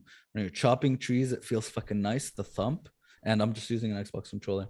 You don't need like some DualSense bullshit. Yeah, and just the vibrations, they nailed it, and it just feels good. Feels really good. Yeah. Anything else from Devolver? No, just the overall show was fucking amazing, and I was like, my eyes were glued to the screen the whole time, all the way through. I think with Devolver, they have a good sense of humor, which even if they have a trailer not hit, which does happen, they still have it hit because they have a joke, and their referential joking and stuff works better at times. Their meme game is very strong. Yeah, it's very strong. They get with the time. They get people. Yeah.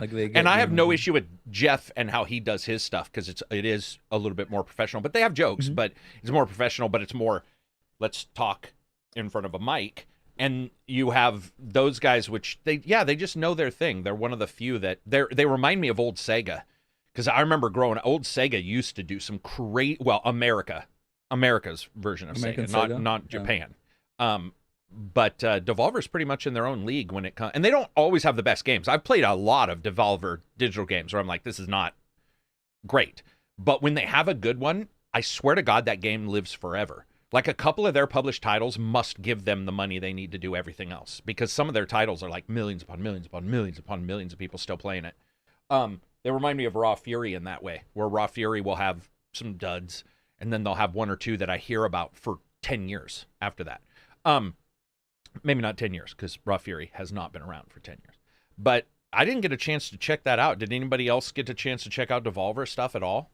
Was there any trailers? Yeah, I didn't. No, but no. I know that Cult of the Lamb, I think I saw last year, August, during a show. They showed that off, and since then I already had it on the wish list because it looked really good. So downloaded the demo, didn't get around to trying it yet, but try it. It's short. And Angerfoot also has a demo. So 2 demos from them. Nice. And yes, people, I'm seeing the posts about the XCOM Hand of Merlin game. I have not checked it out. I'm looking at reviews right now. Looks like people are digging it. What hand? So I'll check it out. King Arthur one? No, it's a brand new game called The Hand of Merlin. It's XCOM Fantasy. Spellcasters XCOM spellcasting game. That's funny because they have a Arthur one, now they have a Merlin. Dude, trust me, this shit, like, you won't even know the game's coming out. And there'll be a Mordred game. And supposedly this game one is a Mordred game. That one is a Mordred. Supposedly this game is awesome too. At least from what I'm reading on the couple reviews, is people are like, dude, this is like one of those nobody talked about. XCOM is and graphically, cool. What I'm seeing looks awesome. But again, I got like 3 DMs just now where people are asking me, because reviews must have just hit. Oh. Yeah, that's what it looks like. Reviews or preview. No, reviews. Anyway, what else did we have in the events? Was that pretty much it? Did we have any new? I do want to say I kept my expectations low for the game event, but I actually was happier than almost everybody else. I was happy that Flashback 2 is coming. I was happy Dark Tide alone worked. But I think the reason why is because now when I go into these events, I don't rate the event anymore at all. Right. Like, I'm just now looking. I mean, it maybe makes an effect, but I can tune it out. And I think that's good about having a podcast group do it, because we were all in there. So it's like if it wasn't going, if it wasn't lighting our fire, you're sort of not having to sit there and do nothing else and watch it. But I wasn't really unhappy with that. I know a lot of people were, but I think people just get their hopes up. And I saw people, by the way, and I'm sure you guys did too, in our chat going, Xbox is going to fucking show Starfield in this. And I'm like, but what? Xbox has got their event too. Like, people's expectations were so... Yeah, that was weird. Yeah. I saw people talking about PlayStation stuff, and I'm like, man, you guys... Like, that's your expectations are going to be dashed. For Summer Games Fest? They were expecting like 5 new PlayStation games and 3 or 4 new Xbox games. And I was like, I think can't expect that. I think the reason why I disliked it wasn't because of the games they showed. It was because of the pacing and a lot of the trailers that were just badly designed. Trailers were pretty bad. The games were great, man, but the trailers and the pacing of the overall show I wasn't really a fan of. Yeah. And they were trying to do the cutscene as Tinder kind of thing, where it's like, here's my Instagram profile. And then you see the real person, and you're like, I'm not fucking that. And True. That's what we got with the trailers versus the game. A lot of times they're like, yeah, fuck? Like they're not connected, man. It's all about the angle. So moving on from there, we have a couple things to discuss. Let's do Silver. You had a bunch of AI issues with Sniper 5, and you wanted to discuss, well, your thoughts on it, not just those, but your thoughts on it. Did you finish it? Yeah, I finished it. What were your thoughts on Sniper Elite 5, right? Sniper Elite 5. I mean, they were positive overall. I mean, I've as I mentioned before, I played the other games in the series. I think ultimately it is probably the best game in the series, but it is also, in my experience, like the jankiest one since the first one. Like I had tons of bugs, and I only really played it solo. Like I didn't play co-op at all. I did play a couple of invasions, fight some guys and stuff like that, which was so that went okay. But like with the actual interactions with the AI, I had a bunch of scripting triggers that broke, where conversations wouldn't engage or whatever. They would just stand there eternally locked into some sort of position they wouldn't move from. I had enemies that teleported, spun around themselves, did all kinds of weird stuff, did the T-pose a lot, often. All sorts of shenanigans like that I encountered. And I had issues with the AI overall in terms of stealth. Like I really appreciated that sort of the segmentation of the alert system, where you don't necessarily just alert the entire map when you get detected. You only alert like the couple of guys in the immediate area.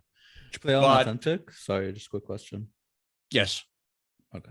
But the flip side of that is they completely ignore anything to do with objectives. So if you blow up a cannon and a guy is standing 50 meters away from it, he won't notice it. He'll just stand there, still on his notepad, like nothing's Oh yeah, happening. when you like do the mission blow up things, like yeah. They won't bat an eye at that stuff. They don't react to it. No, not at all. I didn't think they did. I remember in the first mission you had to like destroy an AA gun, and then like a couple meters away there were just people at an outpost. I literally like I snuck into like a furnace that I had to blow up, and one guy is standing so close to the furnace that it should actually blow him up as well, and the entire thing like blows up and just keeps spewing explosions out. And he still stands there with his notepad. Oh, he's like, this is fine. Exactly. Yeah. Amazing. Like, while like flames are just like golfing up, nearly hitting him in the face. Yeah. Well, not getting paid enough for that, right? Yeah. Yeah, that ain't my problem. That's not even a bug, though, in the sense that. No, that's design. Yeah. That's right. Yeah, decision. that's how it works. Yeah. Yeah, I did also like the way they flank you. I mean, the way they actually coordinate attacks on you. I thought that was effective. That felt threatening. I like the search system in general. The way they go after you there, I think that works. It's just that there are a lot of moments where that sort of breaks and falls apart, to an extent where I even found sort of the AI for Breakpoint better in that regard. Damn. For my part. Oh shit. Yeah, and I mean, to this game's credit, though, enemies in this game can actually climb ladders, which they can't in Breakpoint. Amazing. So yeah, that's a hell of an advancement. But I mean, the shooting really satisfying. Most important element of the game. The moment-to-moment gameplay works. It's satisfying. The gun customization really solid. Feels really rewarding to set up your rifle the way you want it. You have a lot of options there. A really solid system. It's fun. It's still Sniper Elite. It's still fun. I really like Rebellion as a developer, and yeah, I really wanted to say, I mean, early on, my impressions were even better, and they were similar to what they've been with Elden Ring and Hitman 3, in that it felt like the culmination of sort of years of work and experience to where they are, to like the best game in the series up until that point. And I don't think they're quite there yet. But with a couple of patches, Sniper Elite 5 could easily be that. I think it is a solid game on Game Pass. I think it's a definite try it out. So yeah, I enjoyed it, especially as like a stealth tactical game, which there aren't enough of. And true. And the setting of World War II and sort of the return to France as a setting was very sort of familiar, back to like a Guns of Navarone sort of feel, like the Commandos and Hidden and Dangerous, which I've talked about on this podcast before. Yeah. Reg, did you play this one? No. Johnny? I mean, we had talked about that before, and I was like, fuck stealth, so no. Yeah, gotcha. Johnny? I have it downloaded. I want to play it, but not yet. It's funny because speaking of, the checkpoints and the blowing things up and enemies not noticing, I had a tendency to clean the areas out before blowing up the bunkers. Right. Mm-hmm. And so I didn't run into that. But I do remember there was one particular time in the first level, because I spent 8 hours in the first level, I believe, just moving around, seeing. It's always what I like to do in a first level, and I enjoyed that first level, even though it had a lot of idiosyncrasies that aren't the greatest. But I do remember one time in particular that happening, for sure. But because of the way I fought, I always had them fighting me, and then I would kill them, and then I would do it. Right. So I could definitely see, if you play it the other way around, you try to go true stealth maybe and not kill anybody. I want to see if I can sneak in behind this guy's patrol line. That could happen. I do know that there was one time I was telling Abzy that I was playing that game and I was running full speed and I ran onto somebody's head and was on their head because they're so quiet in some places. And, they're always moving around. But this one guy, he was just camoed well, I guess. I didn't see him. And I was just standing there looking around and I realized, I'm like, oh, I'm on his fucking head, man. Like, holy shit. And he didn't react. Everybody else did at that time. But I have a question. Sorry, just the game is also a little inconsistent in what makes noise and what doesn't. So what sort of noise can cover out your gunshots, for instance? So sometimes like an artillery shot will cover it up. Sometimes it won't. Sometimes you'll be like in a really, really loud room where there's like an engine going and it won't cover anything, any sound at all. So it's a little inconsistent there as well. Sorry, Absi. No, I just wanted to ask you, what did you think of the level design? Because I thought that stood out to me. I thought it was mixed. I liked it from like an open point of view, but again, I felt like there were too many artificial delineations of like where there were too many like what felt like invisible walls. Yeah, of course. Yeah, with like especially with the first level, where stuff I felt like there were steps where you should have been able to like walk over them or something, and they're just an invisible wall, or you can there isn't a reasonable reason for explanation for why can't I mount this, why can't I climb this, like this, there's this ledge at the exact same height right next to this one and I can climb this, but I can't climb this. Agree. Like it's incredibly arbitrary, and that really sort of kills your immersion in the level, unfortunately. Well, I didn't have any of your issues. I think luckily you'll get patched up so that some of yours will be fixed. I think they could patch the AI because that's a real issue. It definitely popped up. It's just the way I played it didn't. I did also have a bunch on the Series X. I had a bunch of audio bugs where, for instance, like some of the levels have artillery fire that are supposed to cover your shots. That sound didn't play at all for me on the Series X. I only had to sort of watch the audio indication at the top of the screen to know when I could shoot. I couldn't hear it on the Series X, whereas on the PC I had the sound. Oh, interesting. What were we gonna say, Abzy? No, I was just gonna say, yeah, I think the level design was awesome, but I agree with you there. It sucks when there's like invisible walls over like small ledges. The barbed wire shit from the first level was pretty annoying. It looked more open than it is. I agree with you there, but I think a lot of the levels were very varied. I think it's because it made the open nature of the levels feel that much more constrained, because a lot of the open areas were really only connected by this really sort of narrow choke point. Like choke points, and then you had these walls of bushes that segmented them off from the rest of the map. So you could only like move in and out through these really narrow choke points that made it feel very, very old fashioned in terms of level design, because that is how levels were designed back in the day quite often. Strevin did a super chat. I just want to read this real quick. $10 super chat. Love the podcast. Thanks, guys. Appreciate it. Thank you very much for the super chat. I didn't. Also, oh, good. Also, the multiplayer aspect, like the invasion system, really, really fun idea, really fun mechanic, really engaging. It feels a lot like Deathloop from last year, except good. Yeah, I mean, that game. I enjoyed it in Deathloop somewhat, and I didn't enjoy it in Deathloop for the same reasons. It can get tedious here, because you can end up just running around the map for ages, sort of trying to find each other without really without finding each other, because both play too passively, especially when there's an emphasis on sniping. Abbreviated Reviews says there's a lot of walls in that game that seem designed to focus your path more than it needs to, like a fence with one hole cut in it. I mean, to me, I don't agree. I believe fences are there for a reason, to fence you somewhere. I've always assumed that. I didn't have any issues at all, ever. I've never once found anything I couldn't go past either, which is, I guess that's just, once again, assuming where you go in a level and how you travel and what your play style is.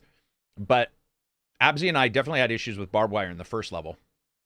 Or maybe the second level. Because I remember you and I were like, this is weird, man. It wasn't like broken, it was just weird. But then overall, after I understood what the game was, I kind of enjoy that it's like there's like choke points and stuff. You know what I mean? But overall, the nice thing is, it looks like it's doing awesome. Game Pass was a boon for them. The patches, because it does have a solid core there. If you're running into those issues, hopefully those will get patched, so we'll be able to see that. Reginald, let's do them free games. Free games. Let's do it. Right. There's gonna be so many, guys. Be prepared. There's like 80 per subscription service. That set everyone up for disappointment. Good plan. That's my job, man. That's how I deal with sex too. Go for it. All right, so free games first. On the Epic Game Store, Man Eater, and on Steam, Street Fighter 2. On no, that one's over. Stop. The third one. Street Fighter 2? I don't understand. The old one that the 30-year-old game? The old one. Yeah. Mm-hmm. Yeah. Yes, sir. Okay. Okay. Well, all right. Cool. Continue. I apologize. Yeah. All right. So that's it with totally free game. On the subscription stuff, PC Game Pass has Assassin's Creed Origins, Chorus, Disc Room, and Space Lines from the Far Out. Those are all good games, by the way. Far Out, bro. Sorry. PlayStation Plus has, well, I don't know how the Switch is gonna work next week or whenever the new one launches, but right now it has God of War, Naruto to Boruto, Shinobi Striker, Nickelodeon All-Star Brawl. Okay, yeah, that's it. Yeah. Ches Plays, $4.99 super chat. With the Xbox event coming up, what's the one game you guys can't wait to play? Mine is Hellblade 2. Avowed. Easily. And Stalker 2. And Atomic Heart. Atomic Heart, yes, and Atomic Heart. Sorry, I forgot that one. Stalker. I know you did. Yeah. Stalker, yeah. I mean, for me, man, maybe Atomic Heart might be the one after we did that video on it. It looked. They got a few of these big ones weird, actually, and I thought it would be fun to play. Yeah, it looked like a mix between Nier, BioShock, Prey, and you got Mick Gordon on the soundtrack. Do we? What more can you? Yeah, Mick Gordon's doing, but not like rock. More of like an electronic, gotcha. dark electronic. Sounds very good. Reg, anything Xbox wise? Yeah, Hellblade for sure. That's probably, I mean, that's a follow-up to a game I enjoyed. So that's a pretty safe bet. Yeah. Johnny? Also, Plague Tale, another follow-up. Ooh. True. Yep. Yeah. That's a good point. Silver?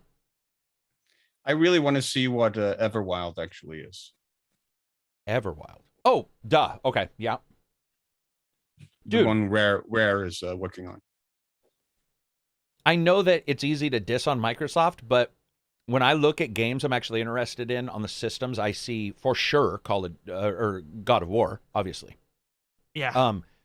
But I got to admit, like, there's a lot of shit that seems to be attached to Xbox that I'm like, okay, they actually have a lot going on, a lot more than varied. Yeah, yeah. They're not all action adventure games. But I mean, like, what's up, buddy? You got In Exile working on something huge. They've been working on something huge for a while. Obsidian's working on something else other than just Outer Worlds. And Avowed. I don't know if they and Grounded. I think Grounded is now just now out of early access, is it not? Did Grounded come out? Yeah, because Grounded's doing well. I remember it is. It was either somebody I was talking to or a trailer where they were where the numbers were just like, it just goes to show you don't have to hear about something for it to do well. Grounded is still in early access. Gotcha. Remember back in the day though, if you were watching a TV show, you knew that TV show was good because your friends would be like, "Hey man, Lost was pretty cool." And now, like random XCOM Magic games come out where it's just like, what the fuck? Like I didn't even know this was coming out. I'm gonna cross-reference all these reviews with the user reviews and gotta cross-reference and see if it's actually insane. good. Starfield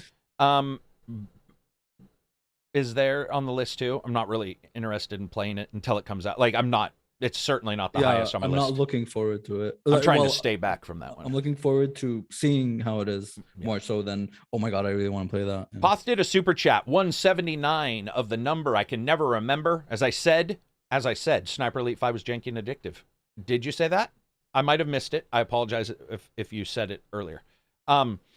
There's a lot of Xbox stuff, though. Yeah, there's a lot. I mean, Stalker and Atomic Heart alone are two titles that if they were to be quality are like hidden AAA games that are massive. Like, it's hard to describe. They're not God of War, but they're like Stalker, which... Plus, Russian games have good-ass gunplay, dude. They do a lot of times, don't they? But they also have that SCP quirky Valley supernatural thing that works so well for them. It's always post-apocalyptic nuke stuff. And it's also always never understanding... You know how Japanese have their idea of horror? And then the West has theirs, the East has theirs. Everybody's got their idea of horror. Russian horror is Russians' everyday life is my horror. I mean, look at what goes on. And I mean, I'm not lying, man. It's like, it's rough. Do you follow the subreddit Only in Russia or whatever? Yeah, oh, dude, I've seen Only in Russia, just like Only in Florida for America. But but when they do something like, if you guys played the original Stalker, you didn't even know half the time. You were like, what's that tornado made of electricity? And what is going on? And there's that mystery of it that they don't need to explain it. They're almost a little bit like an auteur, director who's like, I'm not going to worry about explaining every single thing. I'll let you think about it, which is pretty cool. I don't want every game that way. Name band again, $20 super chat. Old, strong, cowboy, trophy. I don't know what those emojis mean. Hopefully it's sexual. Let's see. QLD. Atomic Heart isn't AAA. It is AAA for sure. Russian games, post-apocalyptic war games. I play Dota 2 in the EU. I agree with Karak. Dota 2. I don't know what you're agreeing with, though. That's a reference to the Russians because in Europe, the server... Dude, it's so funny because... No, tell me the story. I have no clue what we're talking about. There is a server called Russia for Dota 2, but the Russians play on the European server because Russians also don't want to play with Russians. Why? Isn't it amazing? Because they're toxic as fuck, right? Yeah. I've learned a lot of bad words, dude, in my Dota time. Oh, well, actually not many, but a few precious ones. That got very repetitive. Yeah. I know what cock means, and that's all in Russian. Yeah, I can reference my mom in several positions. Like, it's wild. Wow. Did you say you could reference your mom in several No, he means that almost all the sayings are about your mom. He's saying that that's there's always something about your mom. As somebody who's dated a Ukrainian and a Russian, I can tell you that their lifestyle and the way, like, even their one-liners are pretty biting. Like, you'll find out what it means, and you'll be like, oh, that doesn't sound that bad. And then it'll be like, no, what it means is this. And you're like, Jesus. Like, that's like fighting words in a lot of places. But it's very cool, man. It's at the same time, Karak. Oh, you mean dating at the same time? I'm not an idiot. Of course not. Let's see. I think Russian server is based in Sweden anyway. I wasn't aware of that. So a Russian server based in Sweden where the Russians won't play because they want to play Europeans. Oh, I've played CSGO with a lot of Russians. I've played CSGO with Russians. Really? Yeah. Because I was traveling and I was playing in Europe. I was playing. That's back when I was like not on noticed. track. I was like trying to be a pro. Oh, were you? Yeah, I was on track, but then I quit because it was too toxic. Yeah. Or you were just too good, where there's no challenge. You were like dude, Michael Jordan. So back in the day, there was like a separate matchmaking system called ESEA, which is separate from CSGO. I think it's still going now. But everyone on track, if they want to play at a high competitive level, they'd go there. But once you get there, the toxic, everyone wants to like succeed, right? So if you do if you make a mistake or anything, it's like they hammer you down. Like they go in. Yeah. It was just like a very toxic environment. So let me explain to you guys my thought process on all this real quick. As a creator, the best, most pleasant fans are Russians. And so to hear you guys see this on the game side, which I don't disagree with, I'm absolutely sure it happens. It's different on my side because some of my longest term patrons are Russians who have figured out ways to pay me as a patron, who've been like, and I don't know if it's because I've mentioned that I do know people or what, but we start talking and they're the ones who are like, for example, I don't know if I told you guys, we were #1 like video game podcast in some crazy weird places. And I couldn't figure out why. And I found out it's because we had a huge contingent of people that were from Russia, Ukraine, and Thailand, for instance. We were #1 for a long time in Thailand. I was like, why? Yeah. How does this come about? But they've all been so positive. I haven't had any, I guess I'll what I think it is, man? I won't jump into it. Yeah.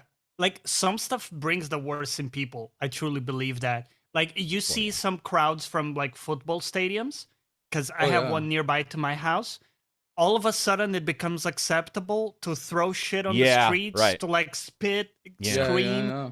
That becomes acceptable because you're within the hooligans, little ecosystem. That's a hooligan. That's a mob who we have those too. Yeah, but that person wouldn't do it outside of that environment, right? They would behave like a normal person, I think. I like how you, at the end you cavitated like a boat. You're like, well, maybe not, but we give them the benefit of the doubt. Yeah. One of my really good Russian friends back in college taught me how to like drink vodka, and like after a shot you eat like a pickle, and I was like, damn, dude, this is actually pretty sick.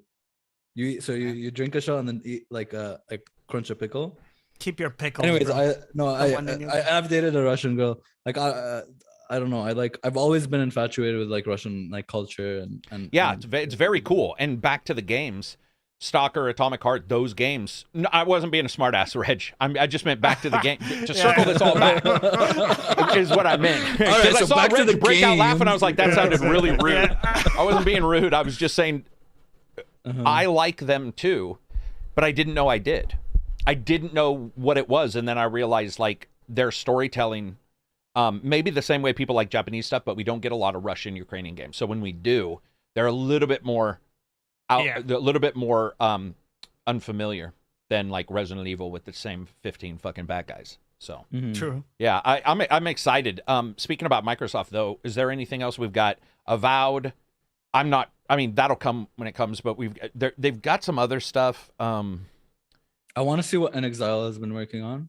I think they said they're moving away from like CRPG into more like a AAA RPG type style, but I'm not sure. I think that what would that be? Third person versus like first 1/4 ISO or 3/4 ISO? Yeah. I don't know, man. 3/4 ISO is cool if you can zoom in, like the Shadowrun games that are coming out, where you can on the console where you can zoom in and get close. I sort of dig that because then you can get out right and you can look from far away. But if you I mean, Dragon Age Origins. Dragon Age Origins, was awesome with that. I third forgot. person looked great, and then you went up, right? Couldn't you also pretty much go? You couldn't go to first person, right? You could just go to like super close. Gears of War almost. Yes. And then out, yeah. And it looked good. I think also In Exile plus Bethesda plus Obsidian should work on a Fallout game. So do I. That's what I same title too. I firmly believe that. They've all worked on it. Dude, they're the Chicago Bulls of their time. And I believe that. It's like you have a bunch of superstars, but you're not putting them together. That makes no fucking sense. We've waited this long. The creator of the original series now is owned by the company that took it over. Like, we can merge it all together and finally just be like, they're like all the forefathers of Fallout are there. I know, dude. It's ridiculous. It's almost like getting to play D&D with Gary Gygax or something, like the creator of it, where you're like, what the fuck? It may suck, but it doesn't matter because you're just like, this is history. Those guys, that's what Microsoft bought. I'm assuming they're not dumb, and they probably won't force them because Microsoft is notorious for hands off. But I would love it if Phil was calling them up daily, going like, what about now? What about now? Do you like me now? And then hang up and call back. Are you thinking about me? But seriously, do the game and just keep calling. Phil, if you're watching, please do that. Let's see. What else do we got for news? We did free games. We did indie game. Let's do indie game. What do you got there, Silver, for indie game of the week? I have a 2D bullet hell game called Draenus, along in the style of old classics like Gradius. Gotcha. So you play a spaceship going from one end of the screen to the other, dodging bullets and pouring bullets out on your enemies. I've seen that actually. Yeah. It's really, really good. Really, really nice art style, and models actually look sort of 2.5 2.5 3 depth /3D. There's genuine depth there. Awesome. Some of the boss design really amazing. Gameplay really, really solid.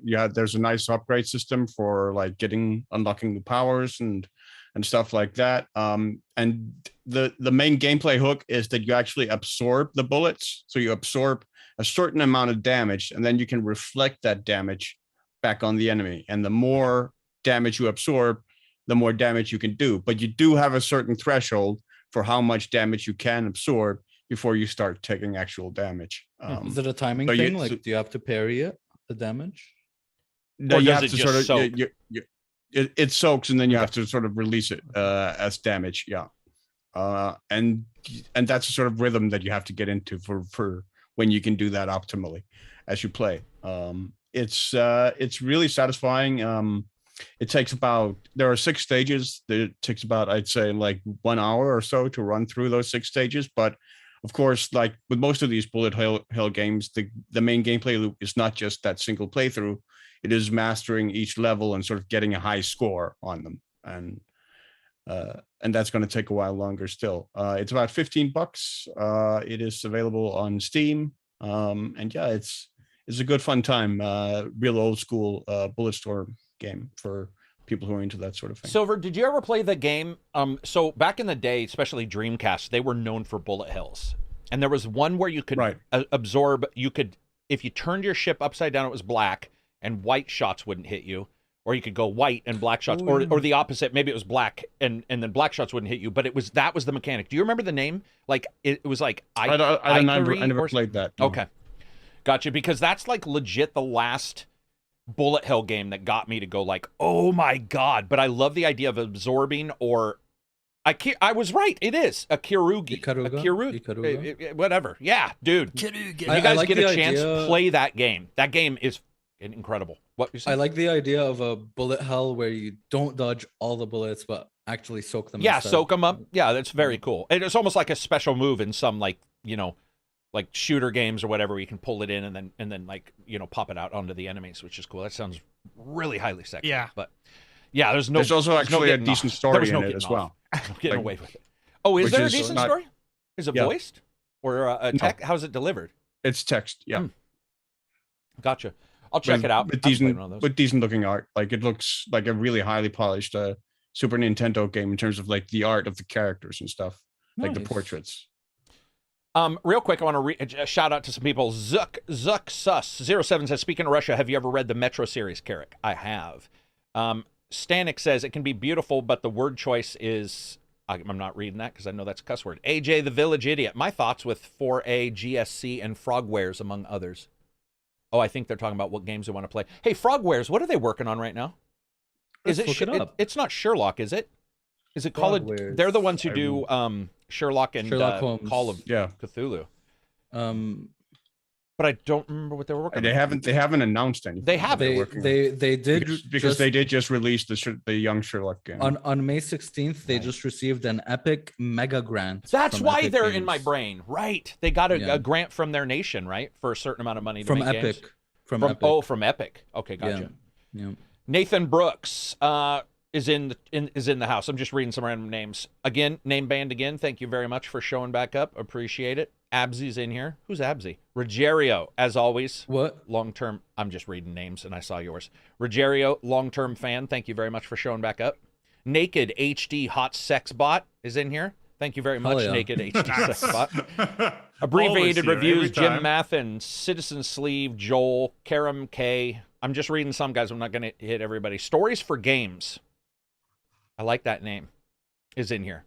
Thank you very much for showing up. Appreciate it. A lot of you guys are talking up a storm. Palpatine's in here. What's up, Palpy? You know who we haven't seen today? The other, Penty. The other one. Penty and Palpatine confuse me. I don't know why. I always think they're the same person. Better Than Television. Cult of the Lamb has a demo on Steam. It's amazing. You should play it. You should try it out. There's Naked HD. They changed their name a little bit. Thanks again, Naked HD, for showing back up. Some engagement there. Shotanoog. Tim Kish. All right, that's it. Well, there's multiples, but that's all I'm going to read. Speaking of reading, let me ask you guys a question.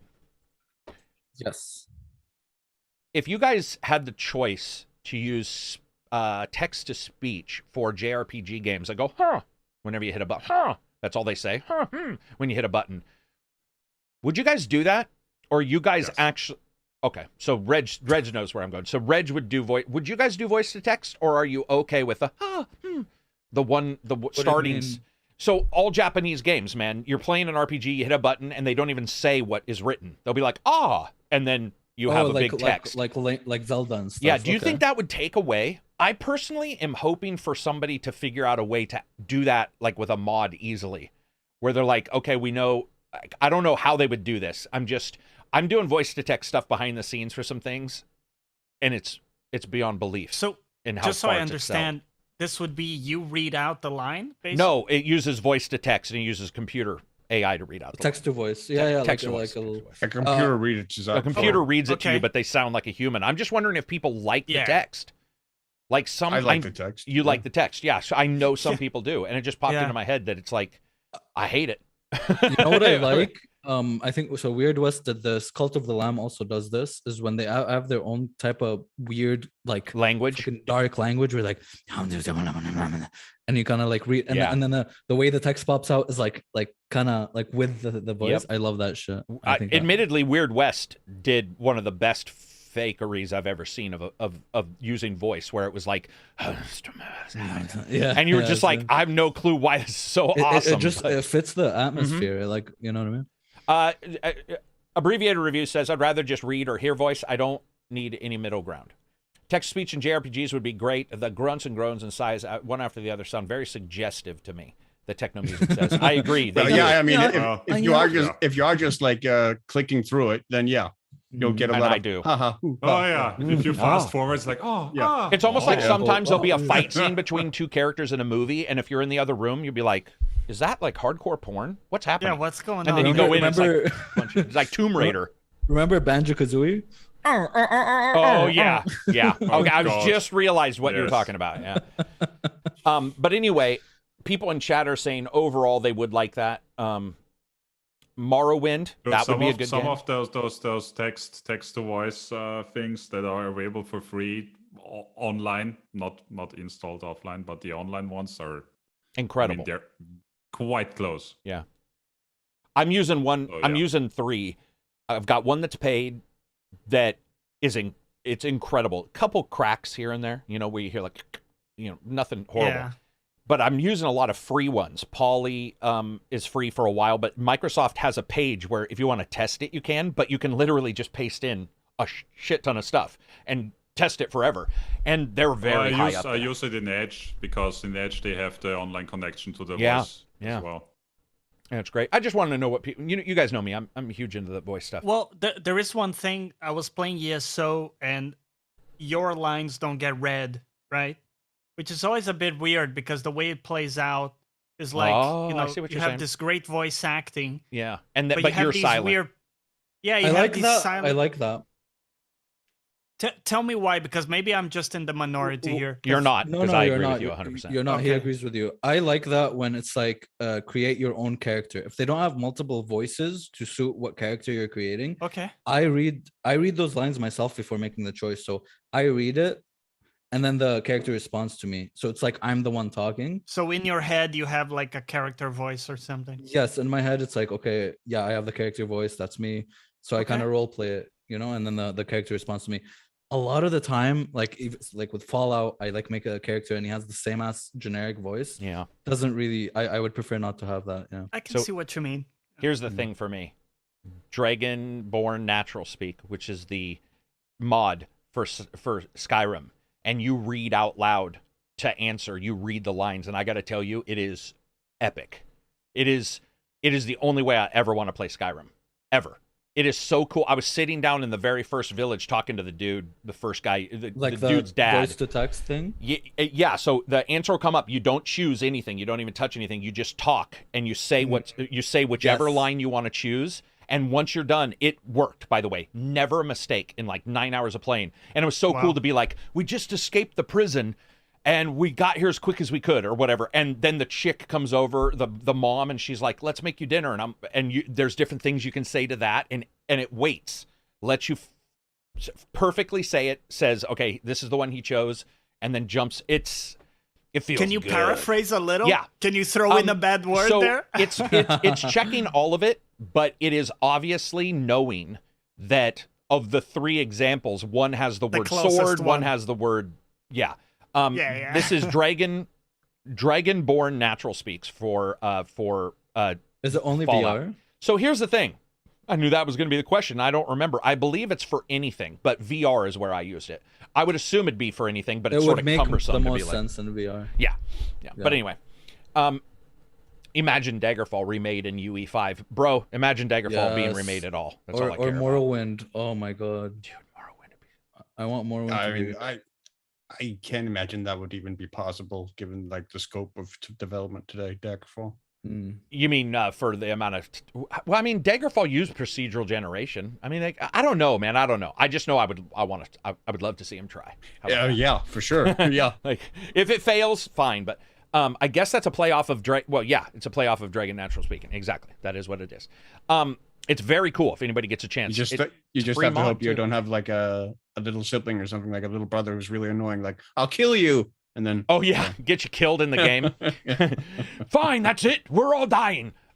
Moving on from there, let's talk about patches because I think Abzi, there's not much. There wasn't much. Right? Like there's a bunch of like balance updates and stuff. I'll pull it up real quick. Like Grounded got like an update where it just fixed some bugs. All right, Phasmophobia got an update where they added more ghost types. Oh, they did. Okay, that just came out right now actually as I was looking. And voice recognition, completely replaced voice recognition, so that's pretty cool. There's also stuff like Oxygen Not Included got like a bunch, like a bug fixes. Cooking Simulator got like new things where like you can pick your own menu, like what pizzas to make and shit like that.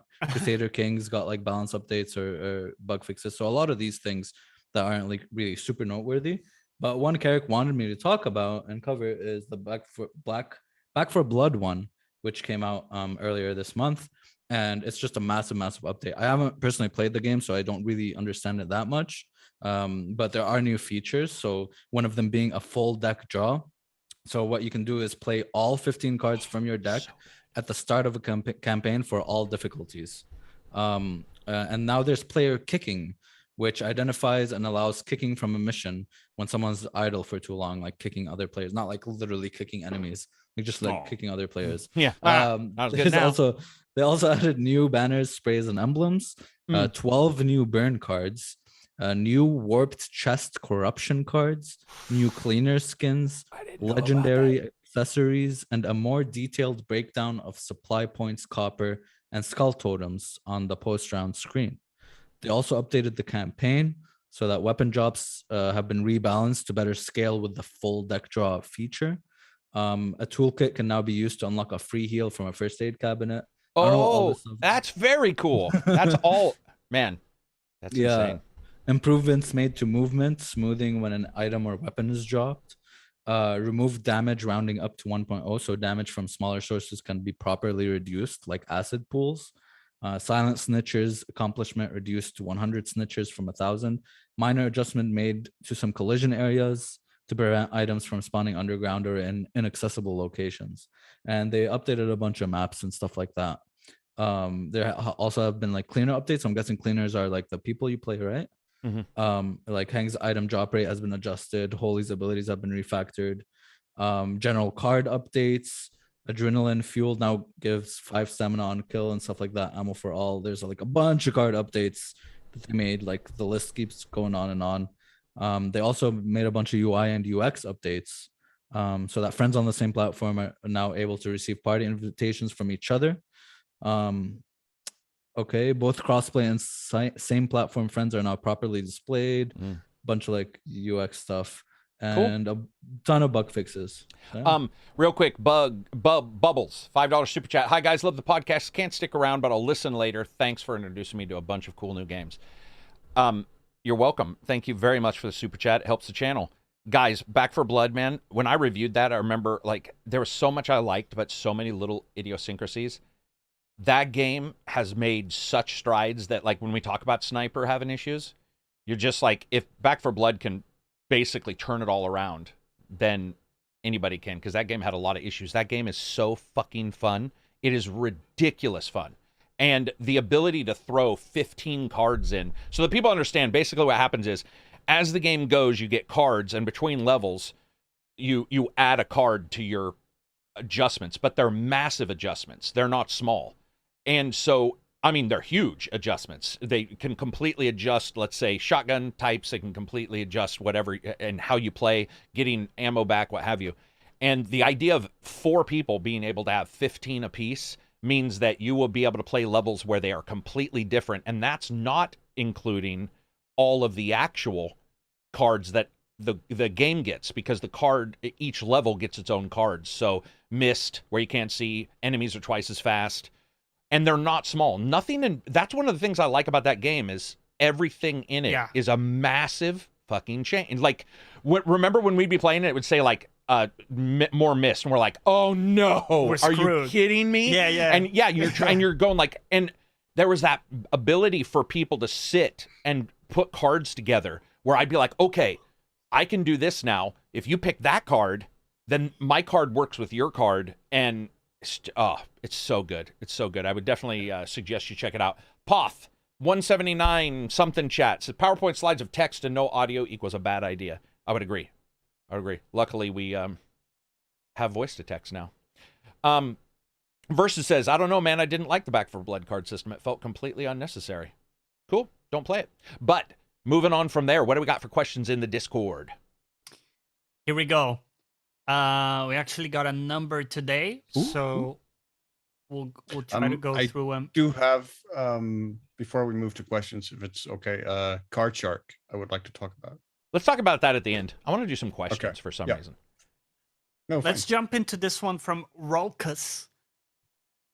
Maybe this will be one of Johnny's deep and thought-provoking questions. Well, very generous. This is sort of what I was hoping for. Yeah, but are there idioms from each of your countries that you love? I'd love to hear any Austrian or Brazilian ones. My favorite We're not here to fuck spiders. Is, he says from Australia, I'm not here to fuck spiders, meaning I'm not here to waste time. Yeah. Wow. Okay. I got a pretty good one. Go for it. So in Brazil, we say, cagando andando, which you would say that in the context of that's not easy to do. Like it's something hard to do. And that translates literally to it's not shitting and walking. Like, because shitting and walking is hard, right? Yeah, Does that make sense? Kind of hard to translate. No, that's perfect. I love it, man. That's awesome. Yeah, I love hearing idioms from other countries is always like, what the like when I first heard "we're not here to fuck spiders," I was like, I'm sorry, what? It sounded so random. I think it was Charlize Theron who says it all the time, and you're just like, what the fuck? What about you guys? Reg, do you have any? Austrians' version of an idiom is saying the word idiom. They're just that solid. They're like, idiom. What about you, Abzy? Do you guys have one? Yeah, there's a bunch, but I just can't think of any. It's hard to think of idioms because also some of them are American that have spread too. Do you have any, Silver, where you're from? Yeah, we have lots and lots. Like, a popular one is "there's no cow on the ice," which is things are safe, there's no danger. That's a utilitarian idiom, by the way. No cow on the ice. Copy that. Like, you know exactly what it means. There are owls in the bog. Means I smell it. Like I smell a rat. Something's wrong. I have a bad feeling about this. Yeah. There's yeah. I don't have another that comes immediately to mind. But we have so many weird ones. Yeah. Well, I guess I got one. Vom Hudeln kommen schiere Kinder.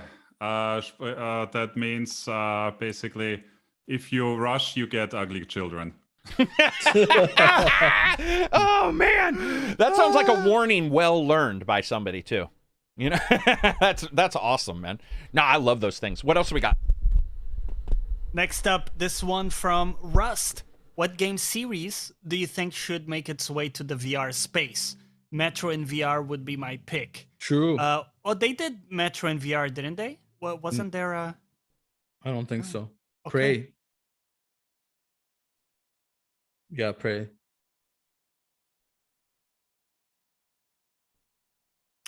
I'm immediately thinking of Horizon Zero Dawn, but then again, the third-person stuff doesn't always work, right, in VR. Hellblade did it okay, but...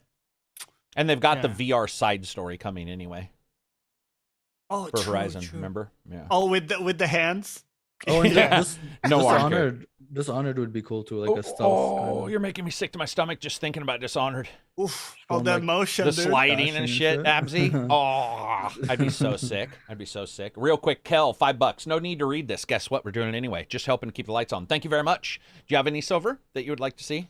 You don't do a lot of VR, but I mean, if you did. F1. F1. Like that series still hasn't made it to VR, to my knowledge. And is one of the more complex really cool sims, right? F1 is considerably depthy, is it not? Yeah, it certainly can be. You have the options for making it, so yeah. Yeah, that'd be awesome. Reg, I know you're not really a VR fan anymore, but I mean, I don't hear you talking about it much. But still, I mean, Resident Evil VR on PC. Oh God, yeah, right. Resident Evil 7. Sony, quit paying. Let's. We know it's there.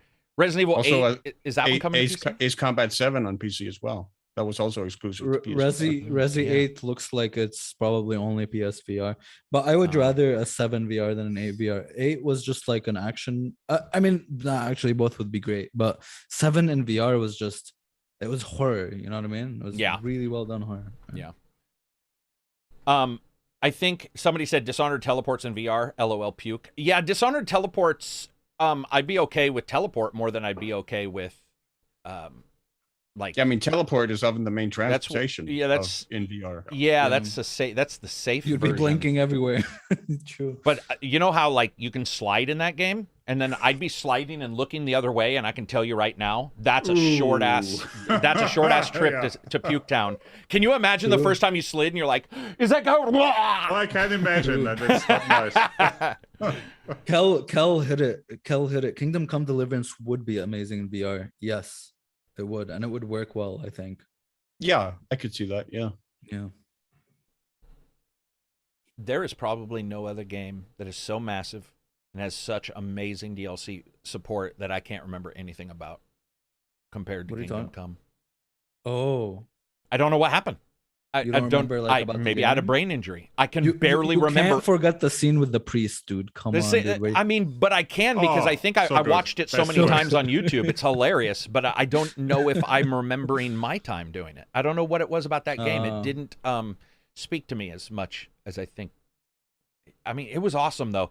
Like that was great. I mean, that was stupid. Like that was stupid good. That was some really good writing. Like fuck hookers and stuff, and then like get super drunk, wake up the next morning, and have to deliver a speech in the fucking church while both of you are like throwing up and hungover. Yeah, they did a good job. Sick. And it was such a dichotomy too compared to the seriousness. They weren't prostitutes though. They were just barmaids. They were barmaids. Oh, yeah. sorry. Okay. But it was such a dichotomy. You start the game, and I got killed 40 times just starting the game, trying to run, and somebody would stab me. I'd be like, Jesus, I can't even get down this hill right at the start of the game. Oh yeah, the start. Yeah, yes, the starting, and I was mad. I was like, what is happening? And then you have all this serious shit, and it's like, you can fucking die, you can do this, blah, blah, blah. And then suddenly they're singing, and it's like Gran Turismo almost. Where you're just like, what's happening? It was very cool. And the bathtub stuff with I love how like you're like, okay, I hate this character, and then like 2 quests later you're like, I love this character. They did a really good job, man. The side quests were like top tier, like Witcher level, even better. And that has some of the best DLC I've ever seen in my life. Like it is rock solid amounts of DLC to the point of being like, you know, pretty much mini games of their own, which is impressive for a small, because they're not a big company. No, they're not. Warhorse is not like is super. Well, huge. when it came out, it felt like an early access title. It did. It was buggy as fuck. So, dude, I couldn't get down the steps on the steps. In my review, I talk about the steps. And you know what made it worse was that to save the game, you needed schnapps. You needed an item. Yeah. So like with the bugginess, you can. And then remember watching Silver's streams, and he went to the village and everybody's heads were missing, and you're just like, what the fuck is happening? Was I the only one that had this? My shadow didn't have a neck. Yeah. Oh no, that was a well-known bug in that game. It's so annoying. All had that. We all had that. Dude, you have some. That game had historically accurate. It's historically accurate. Yeah. No sun shines here. We have no shadows. But it's a smooth experience now. No bugs. Not many, bugs. I guess. Yeah, but much less. Yeah, it was just a small team. It was. I think they were also, if I remember right, at the point where it's like, if we don't release this, we might be. It was a Kickstarter. Deep as well. shit. Yeah, it was a Kickstarter, and I did one of my first, if not the first, walking the walk on the demo for the Kickstarter they gave me, and being blown away by the graphics. Mm-hmm. Like walking around in the village and in the grass and just being like, oh my God, this is truly next generation. What else we got for Questionos? Anything? Next up from Mercurias13. Hi all, hope you're doing well. Love the podcast and the content! ! I recently purchased a Gunslinger Spawn figure. The comic is awesome, and it's probably one of the coolest ones I own. I'm curious if you guys collect or display any figures, statues, memorabilia, etc. Silver's got them right there, man. Yeah. Silver's got, what am I looking at? Aloy? No, that's Cyberpunk, like the motorcycle with. And you got an AT. He's got a lower mask for the Japanese helmet, and the mask from the Ghost of Tsushima. Oh damn, that's from Ghost. Gotcha. And I have like up on the shelf up here. I don't know if I can like move the camera so you can see. Oh whoa, you got way more than I thought you had. Okay, gotcha. Like nice. I have 2 Cyberpunk Legends editions or whatever, the big huge box ones. Actually, we're gonna donate them. And they have whatever's in. What was the Cyberpunk one for that? Probably just the main character. And then I have the face from Legion, Watch Dogs Legion. The royal skeleton, which I have to admit is bonkers awesome. Like, I mean, I can't put it out because friends come over, you know, like family members be like, what the fuck is this? But it still looks cool. I absolutely love that. What about you, Reg? You collect these? You don't? Mostly Legos. That's what takes up most of my space. Yeah. Figurines, I have a couple, mostly from Amiibos from way back when. and a couple collectors figurines from some games. If we're gonna mention Amiibos, Star Wars, the Old Republic, the online game, for example, the big one from back then. That's one of those. I have every Skylander. Oh, Skylanders, dude. If we're talking about, I guess those are figurines. Yeah, they are. Yeah, I have every single Skylander. Hell yeah. Fucking stupid. And I have every single Disney Infinity one as well. I also have Amiibos. That's and stuff. And Amiibos are the same thing as Skylanders, right? They do something in a game. Yeah, kind of. Yeah, so, yeah. Well, less than Skylanders, but yeah, but I don't. Yeah, that is true. What were you gonna say? I don't have shit. The only thing I've ever had was the Halo Master Chief helmet that cat you helmet. Wear. Yeah, fucking hell, dude. Dude, that cat helmet was so. It destroyed me. I was a kid. I was so excited. Because everybody thought you could actually put it on, right? Yeah, it was. That was like the beginning of the oddity with Halo. In fact, was like these moments. It reminds me of Fallout. Remember Fallout did the bag thing? Where they gave people shit plastic bags or something, or paper, or whatever. It was So that's why now, whenever they have like helmets, like the Doom one and stuff like that, they're like, by the way, it's wearable. Yeah. And they like wearable. demonstrate it. Yeah, gotta do it. I have an NC7 helmet. Cowboy says. Now, can you wear that one? Yes. That's wearable. That's one of the ones that were like, by the way, it's wearable. See, they say that, but like one of my friend's heads is, I mean, he's got a problem. Like, I don't know what's wrong with his head, but I tell him all the time. I mean, he comes because it's like small? this. Nah, dude, it's fucking this big. It's not Zika. It's not Zika. It's just a giant melon. And by the way, I'm joking. He teases himself consistently. He's like always open about it. But I always wonder, does the N7 helmet only fit children or men with small heads? Or are they sort of like average size? Because I've never owned one. How would you do it, right? So it fits You would I would assume average male, find the average head size, but then I'm assuming also nationality probably matters, because like Americans are much larger than like, you know, Asian counterparts. Can you imagine like us going and buying a small shirt versus a Walmart shirt that says it's small, which is really a extra fucking large. Sorry to people who shop at Walmart. I've done it too, but that ain't the same. It's a tent. You're basically buying a tent with two arms cut in the sides. I'm not lying, dude. I went there and I bought a shirt, and I remember going, man, this is a big wrap. This is like, it was wrapped up, and I put it on, and my elbows did not come to the short sleeves. I was just like, this is an extra large. Like, it's ridiculous. And they're also made so poorly. They're like the thinnest, like paper mache shirts. Like if you rub up against it, it's gonna tear. What else do we got? Any other questions in there? 3 more questions. We'll answer those 3, then we'll do the card shark, and then we'll wrap it up. Okay. What do we got? This one from Preschool Champ. I've just purchased an Oculus Quest 2 and looking for a recommendation for games. I own a racing rig and already have Project Cars 2 ready to play. Half-Life Alyx and Beat Saber are on my hit list already. Thanks. Contractors? What'd you say? What'd you say, Ray? I said that's the list then. Yeah, you're done. Alyx and Beat Saber is out there. You're done. Contractors, Pavlov, Vox Machina, Vanishing Realms. Star Wars Squadrons is great in VR. Yeah, well worth playing in VR. And that works with WMR. I believe that one works Oculus with everything. Yeah, with everything. I really like the Fisherman's Tale as well. Oh, you got to play that? I was so excited to play it. I never got to try.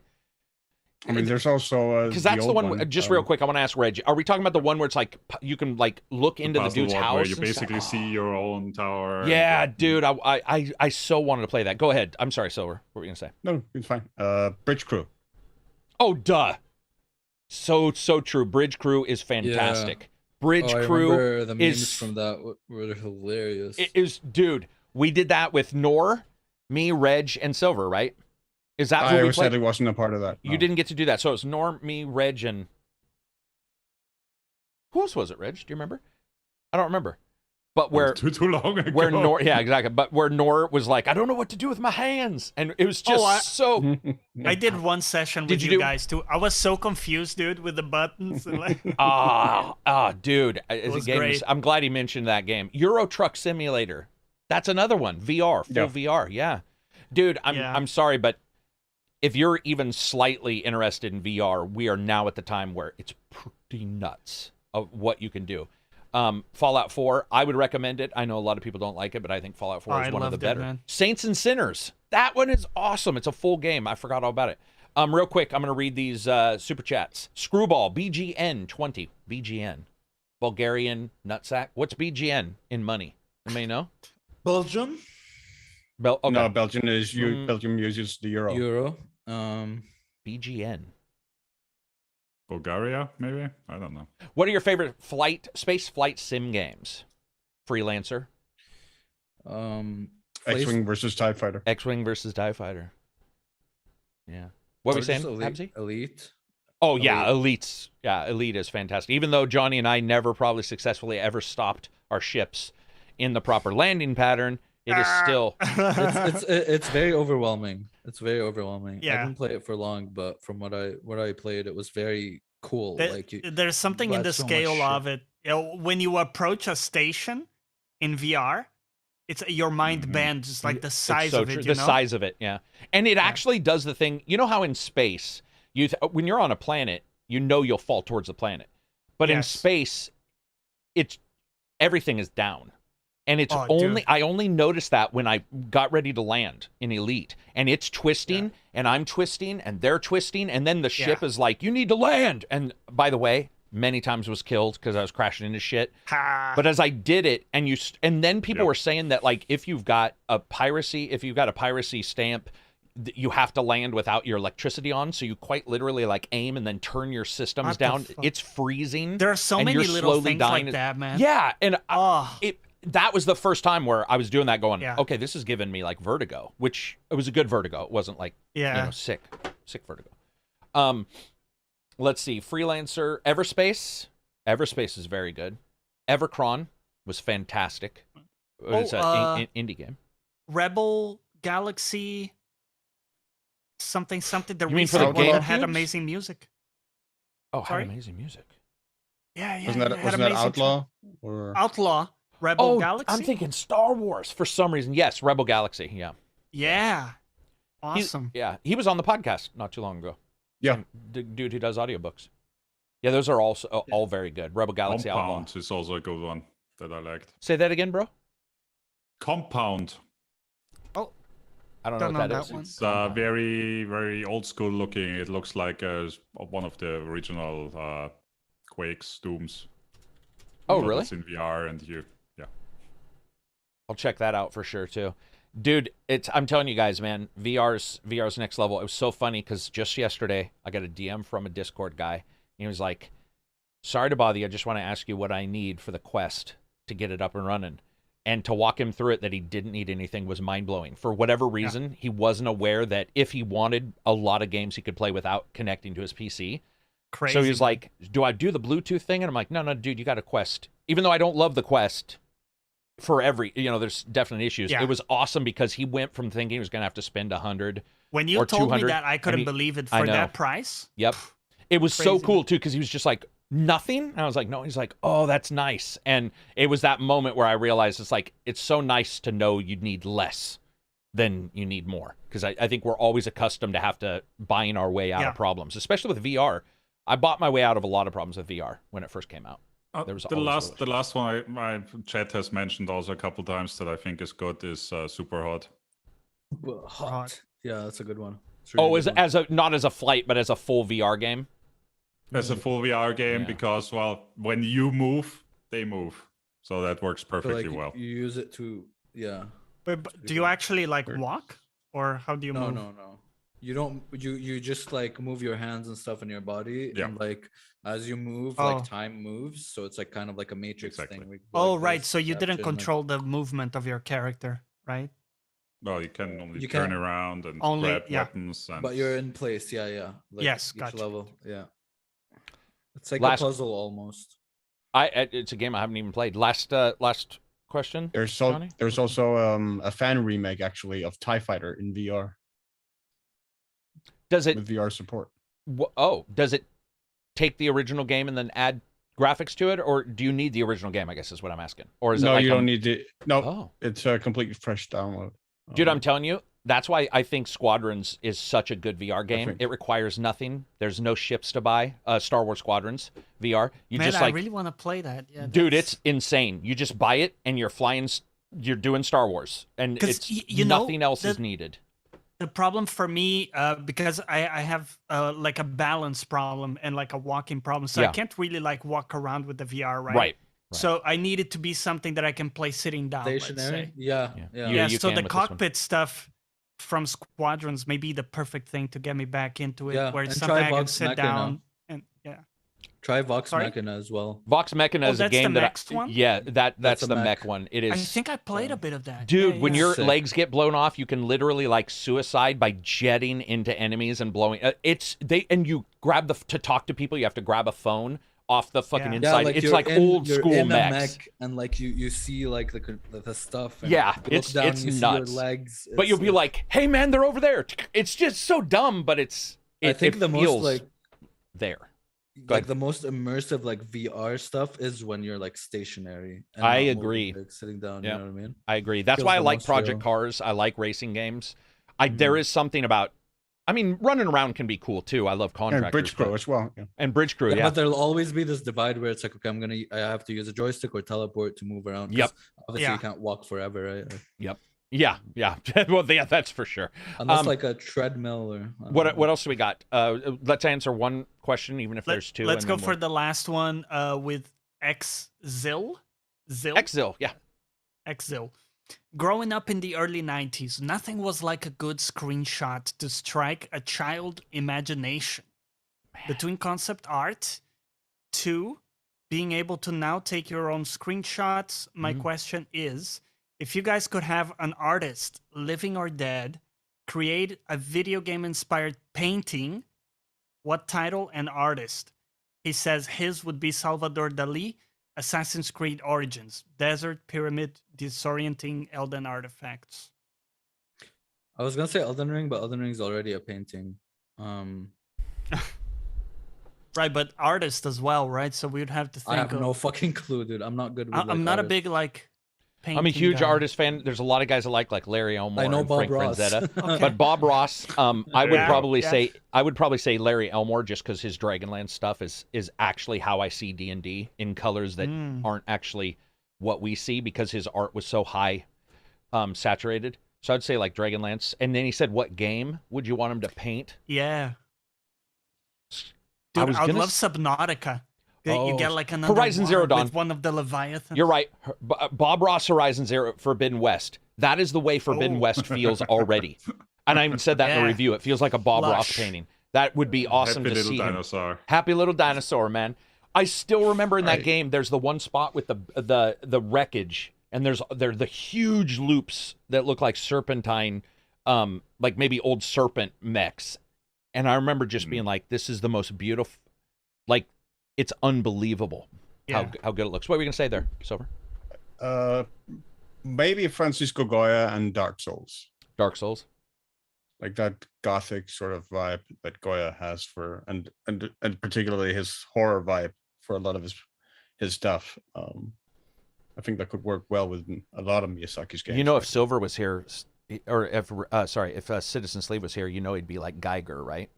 He'd be like, you want Geiger to like draw something for him, something creepy and scary. I just know that. Yeah, but I mean, even Geiger can't quite match Goya, frankly. Well, no, I'm saying it for Sleeve. I don't think Sleeve would have picked that. I think Sleeve would straight up have stuck with Heitor Geiger. Moving on from there, unless Reg.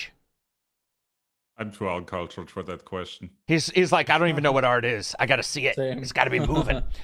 Let's go to Card Shark and we'll wrap this up. So Card Shark is that indie game, right? From Devolver. I would actually have made it the indie game of the week, but I thought I had already made it in the indie game of the week. Then remembered I hadn't. It was because it was part of the Steam Fest back in March, and I talked about it on the podcast back then when I played the demo. But yeah, I just launched, and it is very likely going to be a contender for my game of the year. I am completely in love with it.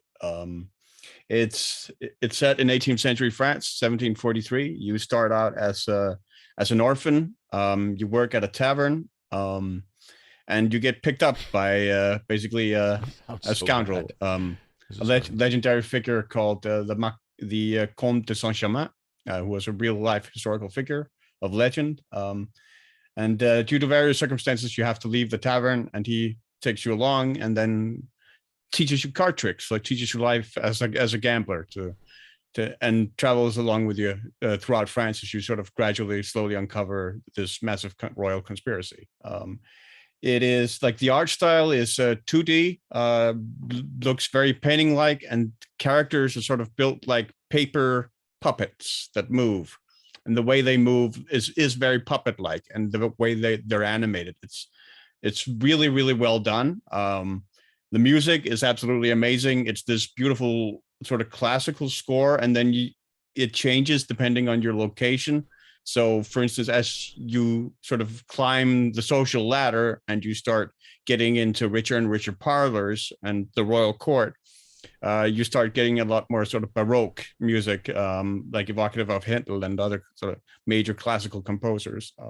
It's really, really solid. And the gameplay, I mean, this is not a game for everyone. I should make that clear from the get-go. It's very difficult. It asks a lot out of you. I've seen people play this game and their brain sort of breaks in real time as they try to sort of figure out the card tricks.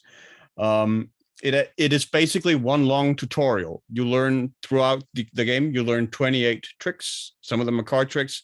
Some of them are like learning how to fence, how to flip a coin and get the outcome you want, or like the 3-card Monty or other stuff. And they're applicable to real life? Like you can recreate those in real life? You could, in theory, yeah. If you know how to like do the actual like finger dexterity and whatnot that's required, yeah, you could. But like in the game, you'll be mainly, the game recommends you use a gamepad, and you'll mainly be using the analog stick to move the cards and so forth. It actually feels really, really nice to sort of shuffle with the analog stick and time it exactly right. That feels really satisfying. But you'll be basically learning these 28 tricks in tutorials as you progress, moving from one trick to the next. And learning these, you'll get the instructions for how to do them, and you'll then start rehearsing them until you get them down. And then comes the time when you have to go to the actual card game and put that trick you just learned into action. And that transition between putting that rehearsal into action and then executing it, and then having to execute it under pressure while people are watching you, monitoring you to see if you slip up and can catch you cheating, that's really, really satisfying when you actually execute that, and when you manage to get that rhythm down. That's one of the most satisfying gameplay loops I've felt in a very, very, very long time. And some of them will take you a long time to figure out. Like I had one card trick that took me about an hour until I finally had it down. And when I finally executed that, it was amazing. But it never felt frustrating to me, because it's always apparent that it's not the game messing with you. It's you. It's incumbent upon you to pick it up. The skill requirement is on you, and less so on the game. You're the one who has to sort of figure it out. So it's never like the game cheating you. It's always there for you to figure out. So it's trying to make sure you should feel bad about your own ability if you fail. Yes, exactly. It's like you suck. It's all on you. Correct. I like it. Yeah, and that's why it's so satisfying when you finally get it right. When you finally figure out, when it finally clicks and you go, oh, this is it. But the game does ask a lot out of you. It asks you to keep aware of a lot of things at once. Like the trickiest card trick for me is one where you have to remove 4 cards or 5 cards from the deck. And then you have to remember which 5 cards you removed, because you later have to put those 5 cards back into the deck to avoid the other players getting dealt duplicates and catching you cheating. So it requires a lot out of you, and it requires a lot out of memorization skills. Sometimes you'll have to count cards. You'll have to calculate Where do I take the card out? How do I shuffle it in the deck? Where do I shuffle it into the deck so that I can deal it in the right at the right time to the right person? So there are a lot of calculations you have to make in real time under pressure.